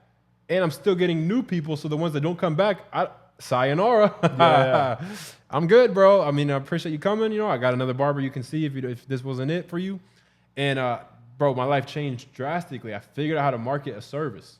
Like barbers are clueless. And, yeah, once I figured that out, bro, I went from 60 to 200, made $1,000 a day effortlessly. And that was during I did COVID the best at any barber in the world. Like, I feel like I literally. That's true. This was during COVID, too. I mastered COVID, bro. Like, were you doing this at their house, or where were you doing these? I was in an Airbnb balcony. I convinced the landlord of the Airbnb to let me cut hair on a balcony. And she built a tarp around it. I paid her like $2,200 a month. She built a tarp around the balcony so we could be in the shade. All my clients were cool with it because we were outside. The ones who weren't like realizing that this shit was all a scam, they I like to just be honest. Like I really won COVID. I knew from the very beginning, like, all right, the first month I'll just do a 1-day pop-up. I'm in my first $1,000 day in barbering from a pop-up shop. I asked a friend, hey, can I cut hair on your balcony? I'll cut your hair for free, and I'll pay you $100. Can I just cut hair on your balcony all day? He was like, oh, fuck yeah, let's do it. Okay. So he wasn't tripping on the fake pandemic either. So we did this, and this was like 2020. I want to say April. All the barbershops closed in March. Yeah. So like 2 weeks later, I'm already cutting, bro. All of the barbers are like getting fake handouts from the government, like PPP, EDD, and So they're just chilling. They're all chilling. Yeah, they don't need to work, and they've been indoctrinated with this fear. Remember the vibration? They're literally down here. Yeah. They're literally down here, and I'm living the dream life. Every barber could never imagine the growth I was having because they all took their foot off the gas, and the clients still needed haircuts. So I'm one of the few who had a huge following and knew how to market to gain all the attention of these people to where they're like, damn, this dude's cutting hair during the pandemic. I'll book him. Cost $200. Well, is what it is. You know, he seems like the guy. So my first $1,000 pop-up happened on April 2020 in a dude's Hollywood, like not penthouse, but like high-rise apartment. And that's what gave me the confidence, like, oh, I don't even need to go back to a barbershop ever again. I got a brand and clientele now that are willing to pay a high ticket. I could just do a weekly pop-up. I could at least make $4K a month is what I told myself, keep my expenses low. But I just said, like, why would I only restrict myself to one a week? Yeah. So I just asked the landlord, hey, can I just do pop-ups here at your Airbnb, the one I live in? And I paid her, like, instead of paying, I was paying like $600 a month, I went up to $2,200 a month. So I paid her a lot more money, but it allowed me to make money every day. Yeah, for sure. And no one knew how long this scam was going to go on. And I didn't either, but I just placed my bets, like, who knows, bro? They keep opening and closing businesses. Yeah. I don't want to rely on the shop. So, yeah, during that whole time, bro, I made my first 6 figures, not in a year, because I'd never made 6 figures in a year before. I made it in 6 months. So I went from never making 6 figures to, like, in a 6-month period, I made, like, well over, like, $150K. Wow. As a barber. And I'm 23. I'm, like, 22, just turned 23. And, yeah, bro, it was just like overnight. If I didn't, I call it a rite of passage. Before anybody is great at anything, I'm sure Nick Hill had it with his YouTube journey. You had it with like how you can just come to Miami and close deals. Before you didn't know how to do that. There was a test. Yep. You finally passed the test, and then a massive amount of success comes. And Napoleon Hill calls it in his book, like when success does come, it'll come in such large, copious amounts that one will wonder where it was his whole life. That's what happened for me. So true. That's what happened for me, bro. So it's like the Chinese bamboo tree, the other parable of like you plant the seed and it just grows roots for like 20 years. It doesn't even grow up. It just grows down. So they think you're crazy because you're still watering it every day. And it's growing. And they don't see the roots. But then within 1 year, the Chinese bamboo tree grows like 20 feet in like a year or however many feet in like a year. I feel like that's my barber journey in like a nutshell. Like Sacramento, Ohio, all the years of cutting hair. I was stuck at like 35 a cut, 40K a year, 60 a cut, 60K a year. And then the next year, over 200K off of $200 haircuts. No one would have predicted that, bro. You know? So I rode that out for like 3 years, cut every celebrity. Because at that point, I not only had high ticket cuts, a following, but now I had celebrities in my chair. It was over, bro. That created so much brand. Social proof. Yeah. I'm cutting like Gucci Mane. Who you cutting? Yeah, I want to hear some of these people. Name drop, please. Todd Gurley was one of them. He had a mansion out there in Calabasas. Dang, and I cut him and like 4 other NBA players. Julio Jones. Okay. He got like this crazy like V cut, and he didn't really want much of a cut, but yeah, I'm cutting like all the NBA players, or those are NFL players, and then after they're like, hey, just stick around and parlay with us, bro. And I ain't never heard that word in my life. Parlay. You heard that word, parlay? I don't know what that means. I speak French, so it's meant to speak. I don't know. Parlez-vous français? Yeah, like I speak a bit of French. I just mean like hang out and like talk, like commune with us, basically. Okay. I was like, damn. Like I found my lane in life. Like I'm cutting NFL players in their mansion in the Calabasas for high ticket money, and they want me to stick around and hang out after. And I just met them. I'm doing something right, bro. Like I'm in my bag right now. I figured something out. So that was dope. That was like when my life was like I said, there was another wave of a low point. So. But wouldn't that be your peak? I thought that'd be your high point. Yeah, that was my high point. That's what everyone wants. Everyone wants the social proof. Exactly. That was everyone my wants high point. The fame. Everyone wants the money. Everyone wants the glory. Yeah. And so I was getting all of that, all the above. And you were very young too. You're very young. Facts. When I was 24, I had very little. Okay. So, okay. But anyways, keep going. Yeah, bro. So what happened? What happened as far as like the next? No, how was that a low point? I thought that was a high point. Yeah, it was. I was just kind of predicting what happened next, I guess. But yeah, it was a Yeah, high yeah. point, bro. It was like you said. I had a business that was thriving that I didn't even realize was possible. I was affirming it, but for it to actually be a reality was like a little bit surreal. I had like the girl of my dreams at the time, like a LA. Yeah. Beautiful girl. Yeah. Yep. Okay. So I had like my first real relationship up to that point, and bro, I was manifesting everything I ever dreamed.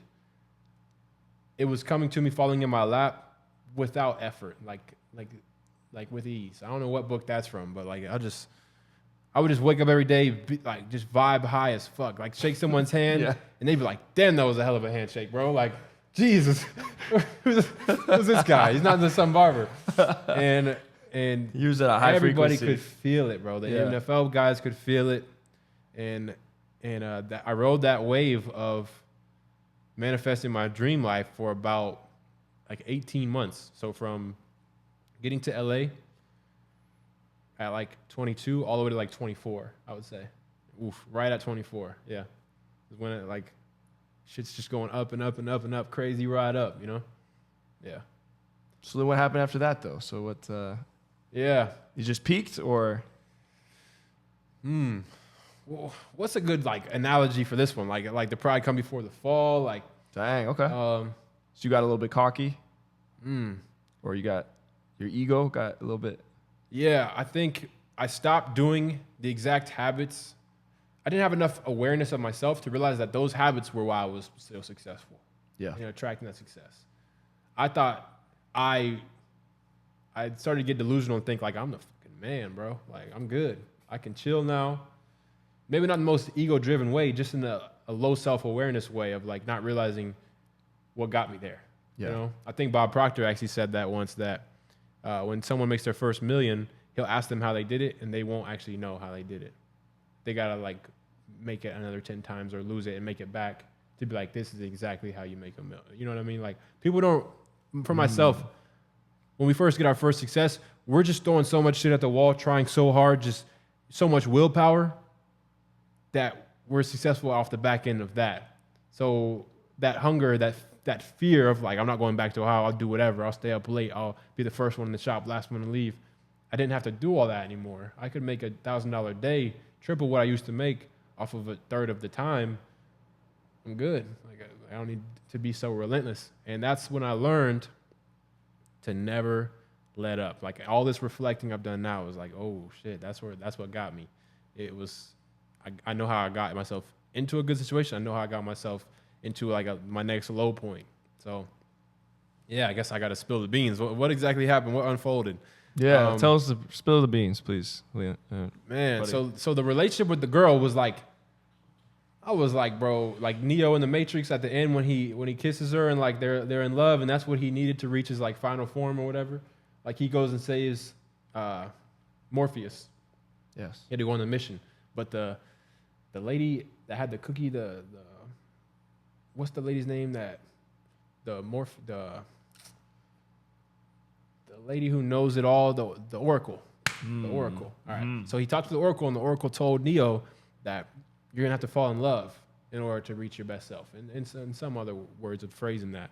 And you're also gonna have to choose to either like live or die by like saving Morpheus. Is basically what happened at the end of the movie. So he goes on his purpose. He gets Morpheus, but homegirl goes with him, and she realizes that he's the one that she loves. I don't know how this exactly ties into what I'm saying. I just felt like the girl for me. Are you blaming this all on the girl? Is that what's happening here, or what's? Yeah, I you're think blaming the downfall on your girl. I think yes, it was her fault, and I've actually been a G the whole time. Okay. I'm faultless here, and if you're watching this, Yeah. babe, I think no, I'm just playing, but no, in fact, it was the opposite, bro. Like Okay. she gave me that clarity of like what I was searching for the whole time was like that human connection. I was just striving in the material world for so long, you know. I don't know. You've experienced this. Yeah. this. I think I know where you're going with this. I think it's when you try to go for success in the business world or in the material world, after a while it can become empty. If you lose yourself or you lose connection with others, it can become empty. Right. Yeah. There we go. So you experienced that. Oh yeah, I've experienced that. Mm-hmm. Man, yeah. So I mean, I don't think anybody can like tell you that lesson. You kind of just gotta like understand it by experience, right? Mm-hmm. Or me at least. So you felt that. So you'd achieved all this stuff, and then what? But then you were starting to feel a bit empty. Yeah. Yeah. No, exactly that, bro. First of all, were you depressed? I kind of like sabotaged the relationship. Okay. Like on purpose, because I thought she was gonna stop me from continuing on my journey. I was really just terrified of letting her in. Okay. Like I would like, see that chair right there? I'd put the chair in between us, and she'd try to like give me a hug, and not physically, like literally. Yeah. But there was like a barrier.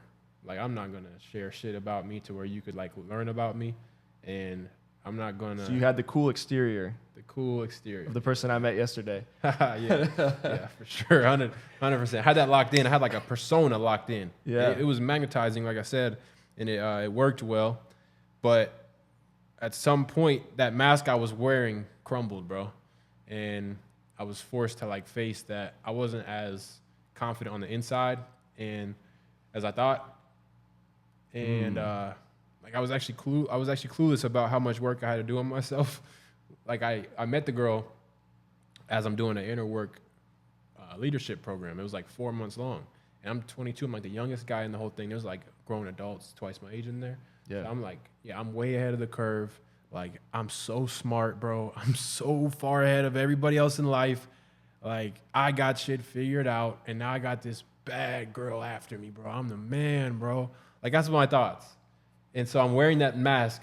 That's the ego, though. Like, my ego was really trying to protect me, because when I grew up, like I said, my story was like, I didn't have any guidance. My mom would leave all the time. I was fending for myself. She's trying to pay bills and take care of a family, and my, like, random father figures were in and out. I couldn't count on anybody. So my ego was trying to protect me from letting someone back in so that there was no chance they could leave. You know? So, like I remember, I think I think you were going to say something. I'll let you finish that. No, let's go. That's good. No, I was going to say, I noticed on one of your videos, I did some research prior to this interview, that you mentioned, how does the word, if I could say this, how does the word abandonment resonate with you? Ooh, yeah. And how has that affected you? Yeah, there's a lot of fear around the abandonment word, bro. I did like an inner work program around this time because I hit like a rock bottom after all the Barber, crushing it in the Barber scene, right? Okay, so you're killing it. Bro. Yeah. Were you dating a lot of girls back then too, or? After that breakup, yeah.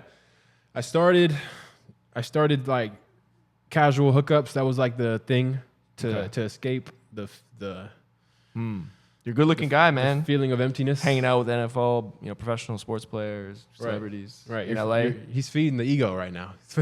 He's feeding it. I'm bringing it back. Like, bro, I'm working to kill that thing, bro. Yeah. He's been working for years to kill that. Yeah. But it's true though. That's that.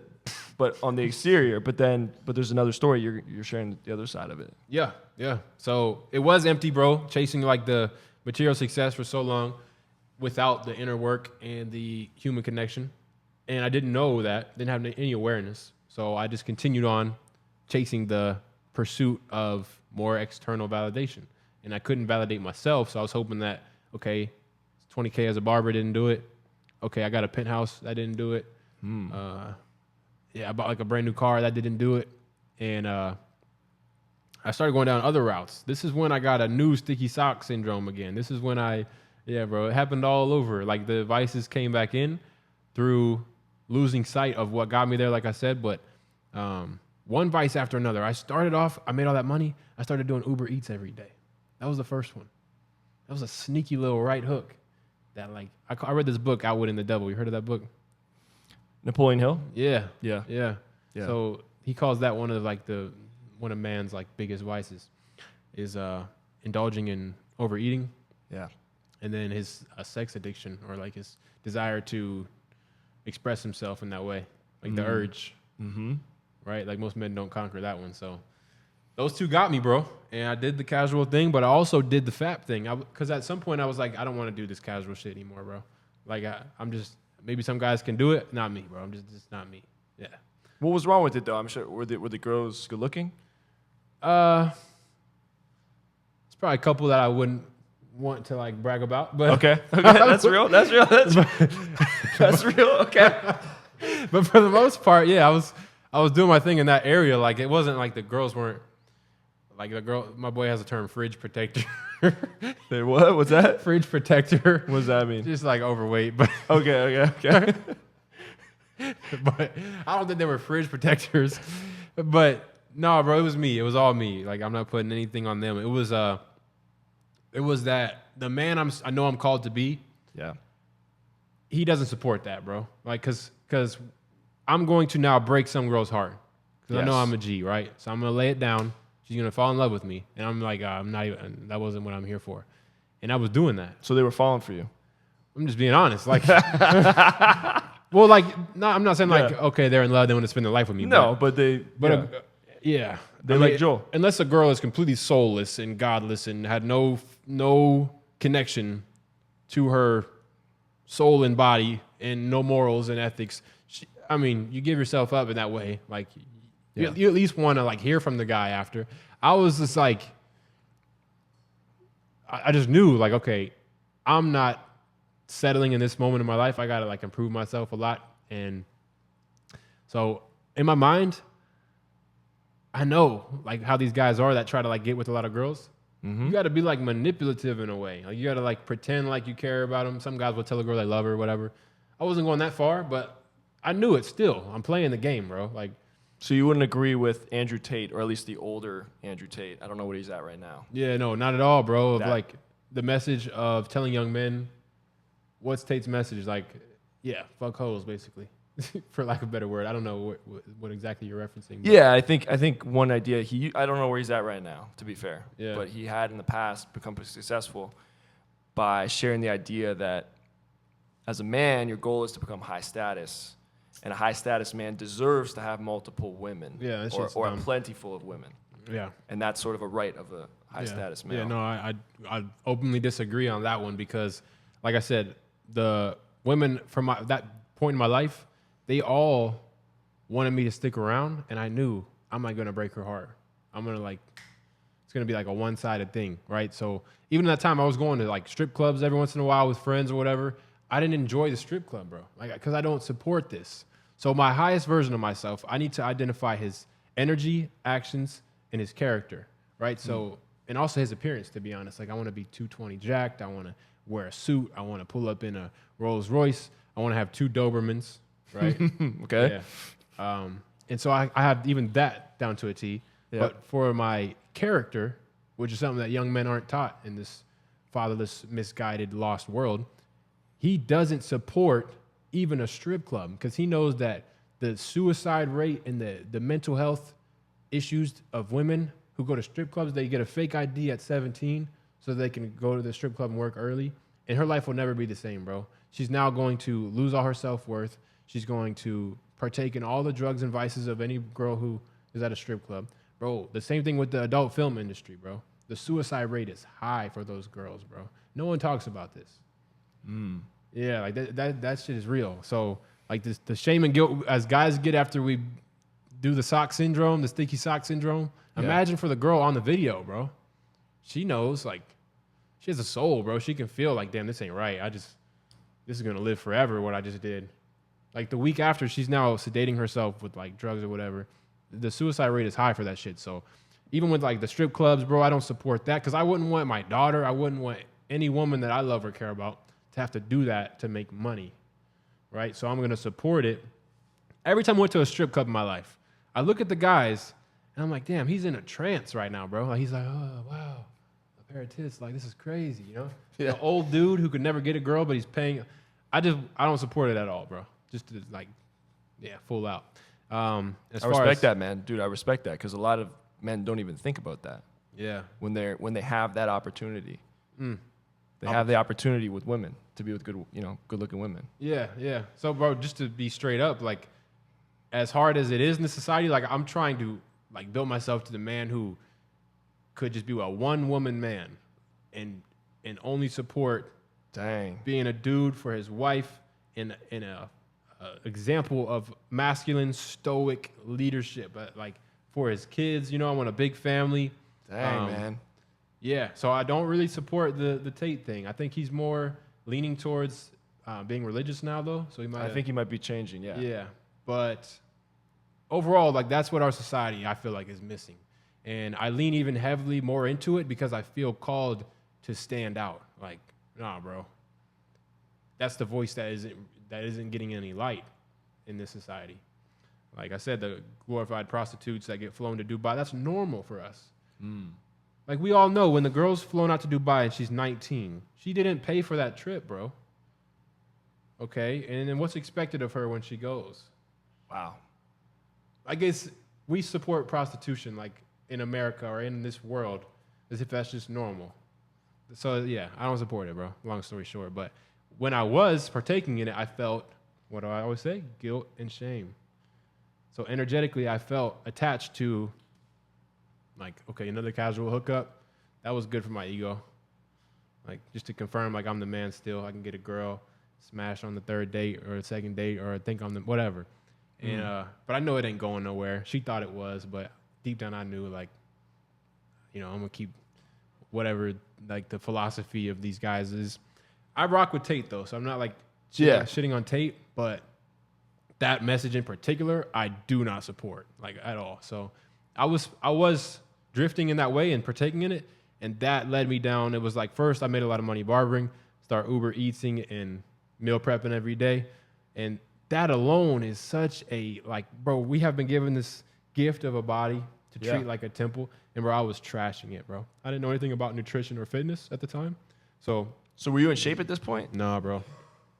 Dang. Yeah. I was eating straight carbs, bro, like pasta and pizza from these restaurants. So were you kind of chubby, or what were you like? You're skinny fat? Skinny. I have crazy metabolism, bro. Yeah, okay. You're blessed. The genetics. Your genetics are blessed, I think. I might have like a little, like I like puffy cheeks because I was eating so much. I was like water retention, eating so much carbs. A little bit of skinny fat, but yeah. That was the first part of drifting for me. Made a ton of money. I can get a maid and a meal prep and basically a chef, but like order Uber Eats every day, bro. I just pick my favorite restaurants, get the firest meal, $40 for 2 plates, and I eat that the whole day. Dang. And every day I'm doing that, bro, and it caused me to be very comfortable, and I lost all my gratitude. I used to pray before every meal. Once I started doing that, I don't know what happened. I just lost touch with like reality, bro, and it started with the meals. Then it went to like casual hookups after like the breakup thing happened. I was trying to find that validation externally through that scene. And by that point, bro, I decided like I don't want to do casual hookups anymore. And I was like, I'm just going to do like no-fap. Like, not no-fap, I'm going to do like semen retention, I guess. And that's where you found Captain Sinbad. Greatness is upon us. Or what's his tagline? Greatness is coming. Greatness is coming. Shout out to Captain Sinbad. Boom, boom, boom. Is that seriously, did you find his videos? No, I mean, I've been seeing his shit for years, off and on, Yeah. Because he talks a lot about that too. Yeah, I wish I would have listened harder back then because I needed it. Would have stopped me from way more socks in my washer, man. But damn. So I decided to stop the casual hookups, and as a man, bro, if you don't transmute this energy, your chi, for lack of a better word, your sexual energy. Napoleon Hill says the strongest urge of mankind to express himself sexually. So I didn't learn yet that if you're not going to express it with a woman, you got to go hard at life. You got to fuck life. Right? So I wasn't. Because there's so much pent up energy. Yeah, if bro. you don't express it that way. Yeah. So you're going to have to express it somewhere else. You don't have an option. Yeah, you're either going to go extremely hard at life, which for me was lifting heavy shit and retiring from barbering when most people are making 20K, like, I'm just going to ride this out forever. I was like, no, fuck this business. I'm going to build a new business. Start at the bottom again. There's a way to transmute my energy. And then I started my fitness journey and did like a 3-year fitness journey and gained like 40 pounds, bro. But yeah, I didn't know that. You're in great shape, man. You're in great shape. I saw you yesterday. Thanks, bro. We'll put some of the B-roll up later of our workout. Yeah, we was doing the hundreds, man. We lifted at the hundreds. I haven't done that. But that was the shit for me, was no more casual hookups. Damn, what do I do with all this energy? I'm like watching softcore porn of these like girls on Instagram. I wasn't even watching any actual adult films. I'm trying to use that word. I feel like you get you had to blur it out. But so even just that would spark an urge. Like, damn, let me just take care of this myself because this girl isn't in my life right now. And most girls I would talk to at that phase of my life, they didn't actually want to talk to me. Like, they would sense it on my energy. This dude's he has a weird thing about him. I would talk to girls on Melrose. I remember specifically, I cold approached this girl, and she gave me the coldest no I ever felt in my life. And this is when you've made the money, you were successful, you had 100,000 followers, you had all this stuff. Yep. And you're 6'5". Yeah, still 6'5". Are you half black? What are you? What's your this? I'm half Haitian, light-skinned dude. Half Asian, thinking I'm the man. I got dreadlocks. You got nice hair. Yeah, and they still said no? Dude, we're all screwed. Are we all screwed or what? No, we're D-Rock, not. are we screwed? There's hope, bro. There's hope. Because who wants to shake the hand of a dude or a girl to give her number to a guy with sticky socks? It's kind of weird. Like, damn. If I knew you had sticky socks, bro, I'd look at you a little different. I'd be like, oh, damn. D-Rock's like, you don't want to look in my closet. No, I'm joking.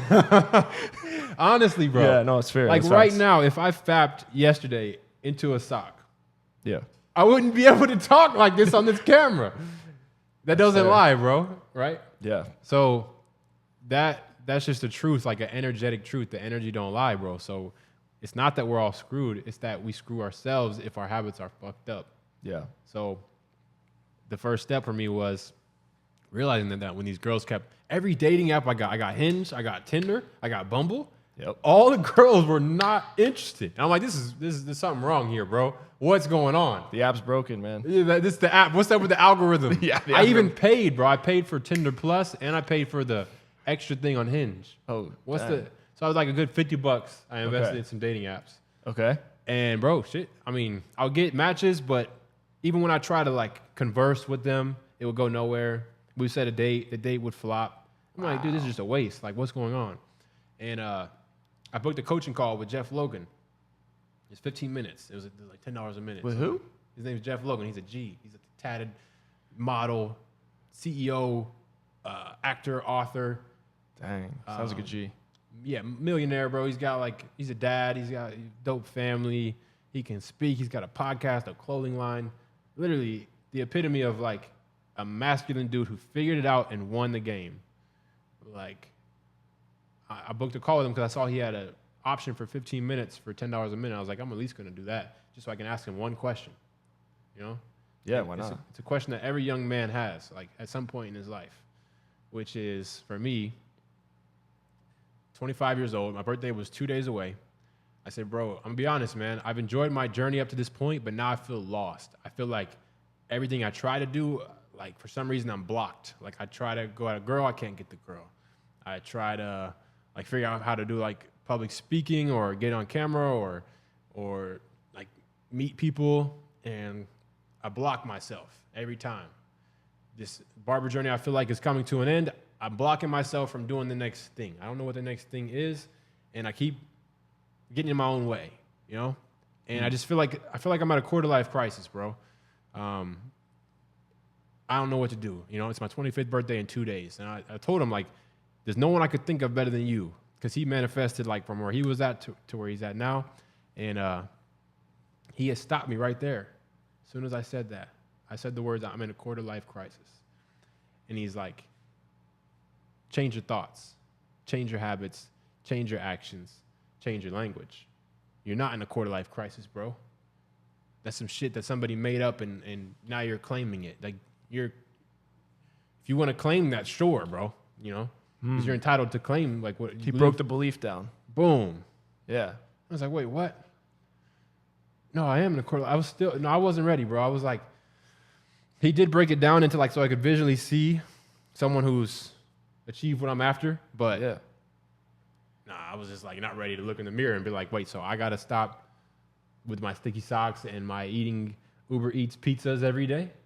I don't know if I'm ready for that, bro. Like, that seems like hard. I don't have control over myself. So that was tough for me. I had a shitty mindset towards the work. Like, okay, I got to build a whole new business. I wanted to ride off of what I have already built and just still. So had you stopped cutting hair at this point? You just kind of So I stopped trying. I still had you didn't really care anymore. I still had clients coming, but yeah, you weren't going hard anymore. It wasn't going hard, bro. Because I lost. I realized I had beat the game, and I was supposed to stay relentless and play a new game. But instead, I beat the game and stayed in the game and lost all my good habits and character traits. In the game, I started de-leveling. Like instead of leveling up every year, yeah, for like a whole year, I stayed in the guilt and shame feedback loop. I couldn't figure out why. And he told me why, but I wasn't ready to face that shit, bro. I had to like look in the mirror. Yeah, that was like 25 right there, 25 years old. So when was that? Like a year and a half ago, 2 years ago? Yeah, exactly that. 18 months ago. What we at for time, D-Rock? Where we at right now? 5, 10 minutes? Okay, cool. Dude, this is a crazy story. Well, I guess that kind of takes us to where we're at right now, because you moved to Miami now. Mm-hmm. You're here in Brickell area. Since when? It's been how long now? I've been here for like 2-3 months, bro. Like I said, love it and hate it, man. But yeah, 3 months total. And what brought you here? Why did you move from? You were in LA? Yeah. And what brought you here to Miami? Bro, to reset? There's a quote by Alexis Carrel. He says, to reinvent himself, a man is the sculptor and the marble. Like he must like shatter his own substance with heavy blows of his hammer. So I literally just took my life, broke it all down, and now I'm building it back up. Like I'm a different guy. Yeah, completely. So if I met you 6 months ago or a year ago, you'd be a different person than you are now. 6 months, maybe not, but a year for sure. Yeah. In 18 months, like, you would not be attracted to, like, anything about my aura. Yeah, because I was just low. I was a victim. Like the guy in the comments of my video who said, you don't understand, bro. I'm trying to off myself because this is real. Depression is real. That was me, bro. I was that guy. But you had all the success. You weren't the guy in the comments because you had all that success, though. You had 100,000 followers. You had money. You had fame. Right? Right. I had clout. I had a good business, and I had perceived external happiness or external success, like the world that the society we live in values as success. But what I didn't have was character, which is not something you can just look at, right? Like I didn't have a really good relationship with who I am, who I'm becoming, and am I living as that man in this moment, right? I was sleeping in. I was, like I said, bro, I would go to, this is a day in my life. All right, tomorrow, I'm going to do it. I'm going to get up at 5:30 a.m. Yeah, 5:30. That sounds good. All right, bet. 5:30, because if I get up at 5:30, that looks good. So I can post it on my story, and everybody be like, damn, Joel's on this shit. All right, so I'm going to do 5:30. We're going to go to the gym. Yeah, we're going to go to the gym. After that, our energy will be high, so we can, like, meditate. I'll meditate. Then I'm going to read. Yeah, I'm going to read. So by then, it's like 7 a.m. All right, cool. That's what I'm going to do. Tomorrow's going to be a killer day. Morning routine. Yeah, and this is when I'm like at my low point, 25, like really trying to figure shit out, labeling myself as in a rut and depressed, which is not real. It was self-imposed through my habits. Yeah. And that night, all right, but before I'm writing it all down the night before, what I'm going to do. I'm planning tomorrow today. 5:30 a.m. gym, cool. Okay. I go to bed, and as I go to bed, I bring my phone with me. Okay. All right.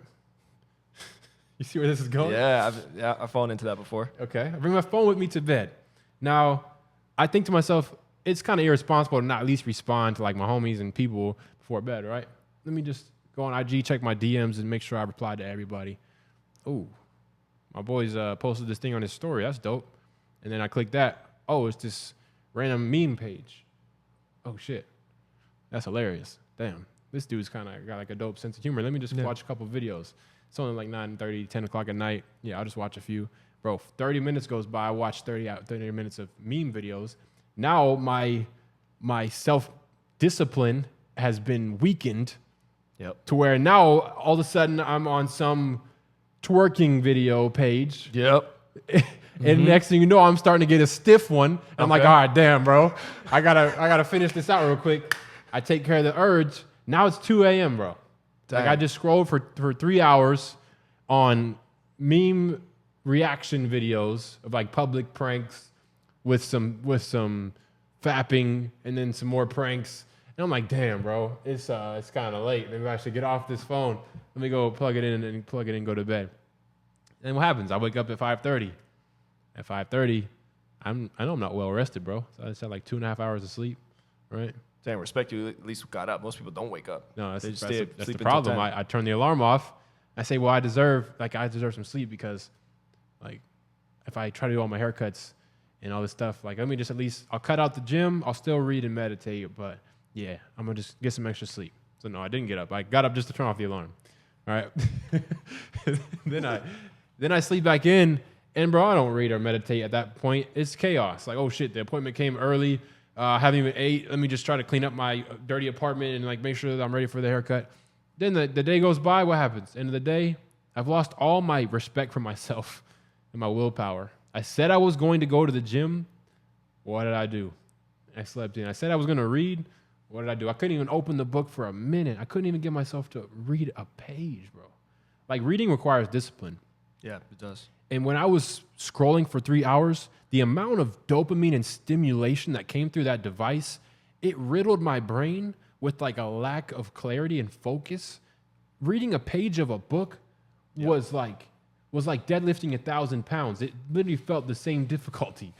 Like, my brain was fried, and it needed That's a good analogy. That's a great analogy. Yeah, it needed, bro, for me to solve this. People ask me, like, how do I gain focus, discipline, self-mastery?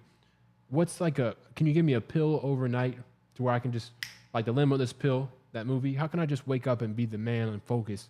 Bro, I can give you a cure, but most people won't listen. Like, I can give you one that's fast. To take me from that guy who's scrolling, can't help it, but oh damn, I kind of want to see like this baddie. Damn, she's bad, man. Ooh, oh shit. All right, let me just take care of this. Right, that guy to doing everything he said he was gonna do and more. Like, What's to getting the in the secret? best shape of my life, to being so disciplined and focused that people look at me and they're like, "Damn, bro, what are you on?" Overnight, right? And the secret is, I call it a 3-day vacation, but without a phone, without a single hip hop song, without a movie, without a friend, with nothing but a journal and a book of your choice and nature. Like, I want you to, for me, it was the ocean. Wow. I spent 3 days camping because I had reached my low point, bro. Like, I had reached like, this is getting bad. I got a story about it where I bought a joint from a dispensary for the first time and I started sedating myself again like I did in Ohio after doing the whole run up in LA. And the pain was so heavy. Like I said, trying to read a book was like deadlifting 1,000 pounds. Trying to go through a day without feeling like my life was a nightmare. Like, I'd rather be sleeping. When I woke up, it felt like if you had a nightmare in your sleep, but then you wake up and, okay, thank God, I'm good. Bro, my life felt like the nightmare at night, but during the day. To where, like, when I would go to sleep was the only time that I would be like, thank God, like take the pressure off. Wow. Yeah. Because I had just lost all respect for me. Like I looked at myself in the mirror and I literally couldn't anymore. Like, imagine fapping 3 days in a row before bed or first thing in the morning because you just roll over and scroll. That's what I would do. And then I walk to the bathroom and I'm like cleaning up the sock, putting it in the washer. And I look in the mirror and I'm like, God damn, bro, again. I just got chills because I'm like, oh, yeah, that's pain, bro. When you came, I couldn't even face myself in the mirror. That is a nightmare, bro. Damn, man. Ooh, so that is when I reached my lowest point. Lower than Ohio in the basement when I had nothing. Because, Even though you had achieved everything on the exterior. Because I realized that none of the exterior mattered because I was broken inside, right? So I actually like self-sabotaged a large degree of all that. Like I said, the girl, I self-sabotaged the relationship, and the emptiness you talked about. That shit was so real that, dude, the only way to solve it was to look in that mirror and be like, dude, the Jeff Logan coaching call can't save me. Nope. Like, no one's coming. No one really cares. I've been through that myself, man. Like, even, like, just you mentioned that. Like, something I realized, especially now, I'm 31, I'm almost 32. Like, no one's going to save you, man. No one's going to save you. As a guy, bro, come on, man. Like, girls, sure. Exactly. But as a guy, especially once you get to, like, 30, 31, like, life gets hard. Like, life gets real. Yeah. And no one's here to save you, man. Like, You're just expected to be a man. exactly. Or you can be a loser and no one really cares. Like, it doesn't matter. No one cares. No one cares. No one cares. Like, be a loser. Okay, fine, you're a loser. You just become an NPC, whatever. You know what I mean? So as a man, you're expected to be a man, but if you don't and you become a loser, no one cares. Exactly. You just become invisible. Or you just become a loser. No one's going to come and be like, oh, you're not the great man that you want to be, so I'm going to pick you up. That's in my experience. I mean, unless you're very lucky, right? Yeah, you have to at least be showing some effort. Yeah. You got to do a lot of effort, I feel like. You got to do a lot of heavy lifting. Fucking hey, that's like... Right? Yeah, for anybody who's still here with us, like made it this far, like shout out to you, bro. I hope that you Hopefully this let is that one helpful. sink in, because that was real shit, bro. Yeah. Damn. No one's coming, bro. And that's the cure, is to look in that mirror. Like, I got a lot of shit I got to fix. Still? Absolutely, bro. 100%. But I'm talking about at that time, is when I was speaking with that conviction. But what about now? What about now? Because we're kind of going towards the end now, and like you came to Miami. You said you're rebuilding yourself. You went through these nightmares. Yeah. Which is really interesting because you had achieved so much. You know, on the outside, like I look at you now, I'm actually a little bit envious. I'm like, damn, you have like 130,000 followers on Instagram, and I'm like, shoot, like this guy's like he's kind of killing it in the social media game. Yeah. At least relatively. And I'm like, yo, this guy's just boxing all day. You know, he's doing his coaching calls. You totally rebuilt your business. Yeah. Maybe we'll go into that in another episode because we're kind of cutting off the time limit. But no doubt. But I mean, yeah. So have you figured it all out? Have you found your zen, or are you still trying to figure it out? Like where are you at in your evolution right now? Yeah, bro. Like I said, I feel like I'm a quarter of the way there. Dang. Quarter of the way. Like the onion layers. Yeah. Yeah. So I'm gonna fuck someone up in a boxing fight in 2024. That's gonna be like a massive layer. Yeah. Because I was terrified of that. Like the version of me who was like at his low, thinking of getting in a fight. Dude, I never been in a fight in my life. You know, confrontation is something I always ran from. So now I'm gonna create one. That was like a different version of me. So when we speak about no one cares, no one's coming to save you, I basically need to look at who the character is. Like, okay, I set a goal, and then I create a character for the goal. Meaning like the character of my individual, my wake time, how I conduct myself. One woman man. He wakes up at this time. He goes to bed at this time. He posts on YouTube at this time every week. He dresses like this. His energy, etc. His posture is like this. He walks like this. He goes to the gym at this time. He eats these macros. You know, he weighs this much. All that shit. I create the character. So that's what I feel like is lacking for young men. But yeah, for me, bro, one of the character traits is he can fight. Like he doesn't just talk on a camera. He can fight. He's ready. He doesn't just look jacked.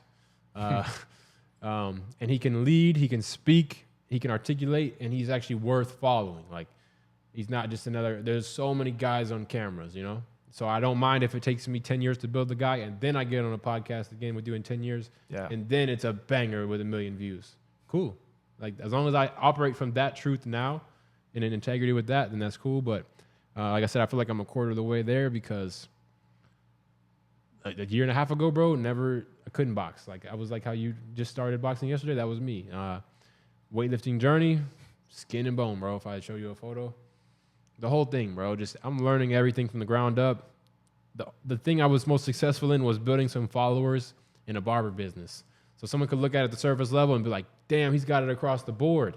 Nah, bro, dissect a little further, you know, and you'll see like there's so many like building blocks that I had left unturned. So now I'm going back and doing the due diligence to like, okay, there's a lot to do here.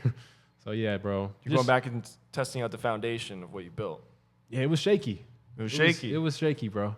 It was shaky.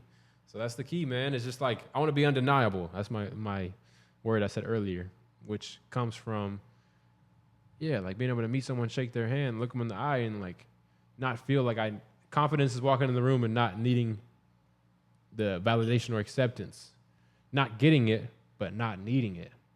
Most people think confidence is like, oh, everybody thinks he's the man. I want to be the guy who walks in the room and doesn't care. So I'm still perfecting that area, I feel like, a lot. Like I walk into the boxer gym and I'm like still playing the game right now, you know? So a version of me soon, there's no way to cheat that, bro. Like people think that you can just say, oh, I don't need material wealth. I don't need the cars, the money, the girls, the muscles, none of that tattoo stuff. I'm just going to be a monk and enlightened. Unless you go be a monk and be enlightened, bro, that's impossible.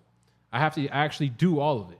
have to make $1 million to realize the $1 million wasn't it, or the barber success wasn't it. I have to get the tats to be like, fuck these tats, man. I regret half of these tats. These are stupid. Really, but they're cool tats though. Yeah, they're cool tats. Show the camera real quick. Couple of them. I like this one. This Marcus Aurelius. Marcus Aurelius, very stoic. Yeah. Seneca right here. Seneca. Okay, at least they're kind of philosophical and cool. This one is me as a little kid, so I like that. Okay, there you go. Yeah.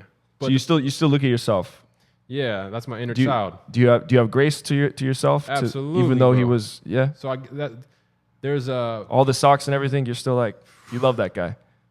That's crazy, bro. If we ended on that, is like the parts of me that I was most insecure about.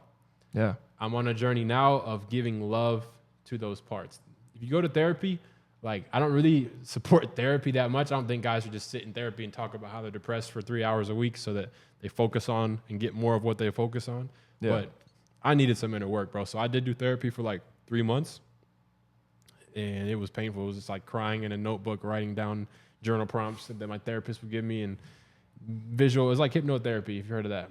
I do that actually every 2 weeks. Yeah. Fuck. Yeah. I do that. Deep relaxation and reflection. Yeah. All right. Yeah. Right on, bro. Helped me a lot. So giving love to the parts of me that I was super like insecure about was a part of the journey too. But yeah, I'll just say that where I'm at now is like working on not needing acceptance from external anywhere.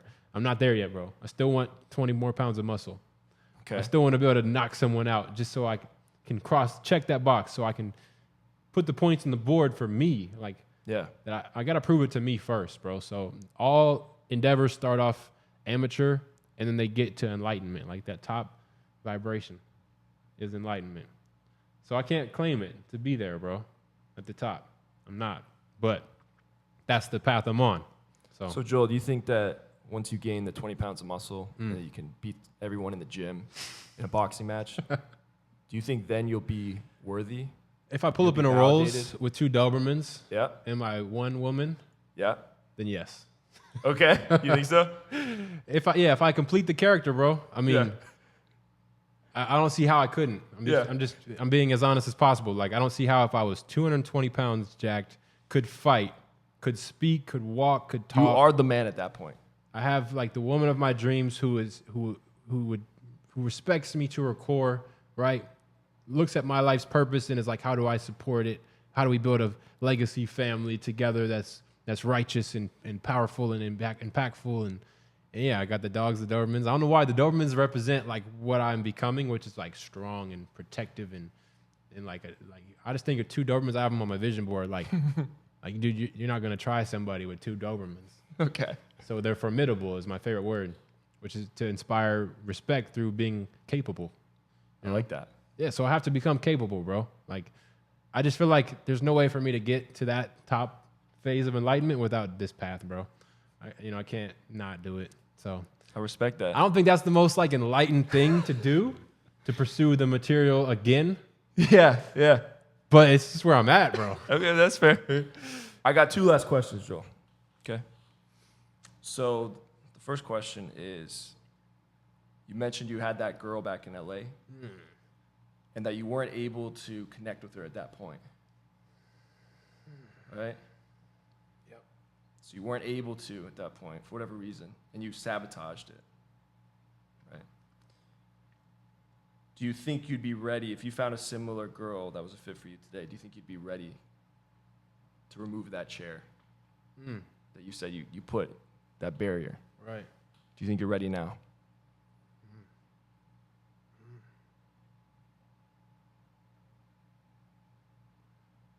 It's what I want most, bro. Like, it's a lie if I say anything other than like, fuck the 20 pounds of muscle and the Rolls Royce. more tats and the rolls. It's all for her. Yeah. It's all for her. Yeah, it's all for her, bro. For who? For this lover of mine. who's the metaphorical question you're speaking about. But it's not metaphorical, it's real. I mean, are you ready? If you find that girl, if you're down in Brickell. Yeah, right. Let me answer it. If you're at the cafe at Brickell tomorrow or at Boxer Gym and you see this amazing girl, are you ready to receive her? To open yourself? I feel like until it's battle tested, it's a tough one to answer, bro. I want to say, like I said, that's what I desire. Like I truly do see that's like the next shadow for me. Carl Jung talks about like things that you actually want to do, but pretend you don't. Yeah. Yeah. I've always pretended like I'm good, bro. I'm just on my grind right now. I don't have time for that shit. Like for love and relationships. Like that's going to hold me back, you know? Yep. Girls are a sacrifice of your time and whatever. But, so that's a tough question, bro. Damn. Am I ready? I'm sorry, man. I told you we're raw on this, man. Break the formula. We're very raw. Yeah. We don't ask formulaic questions, bro. So.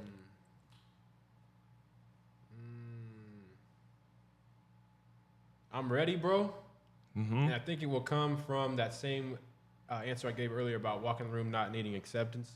To just say, here I am.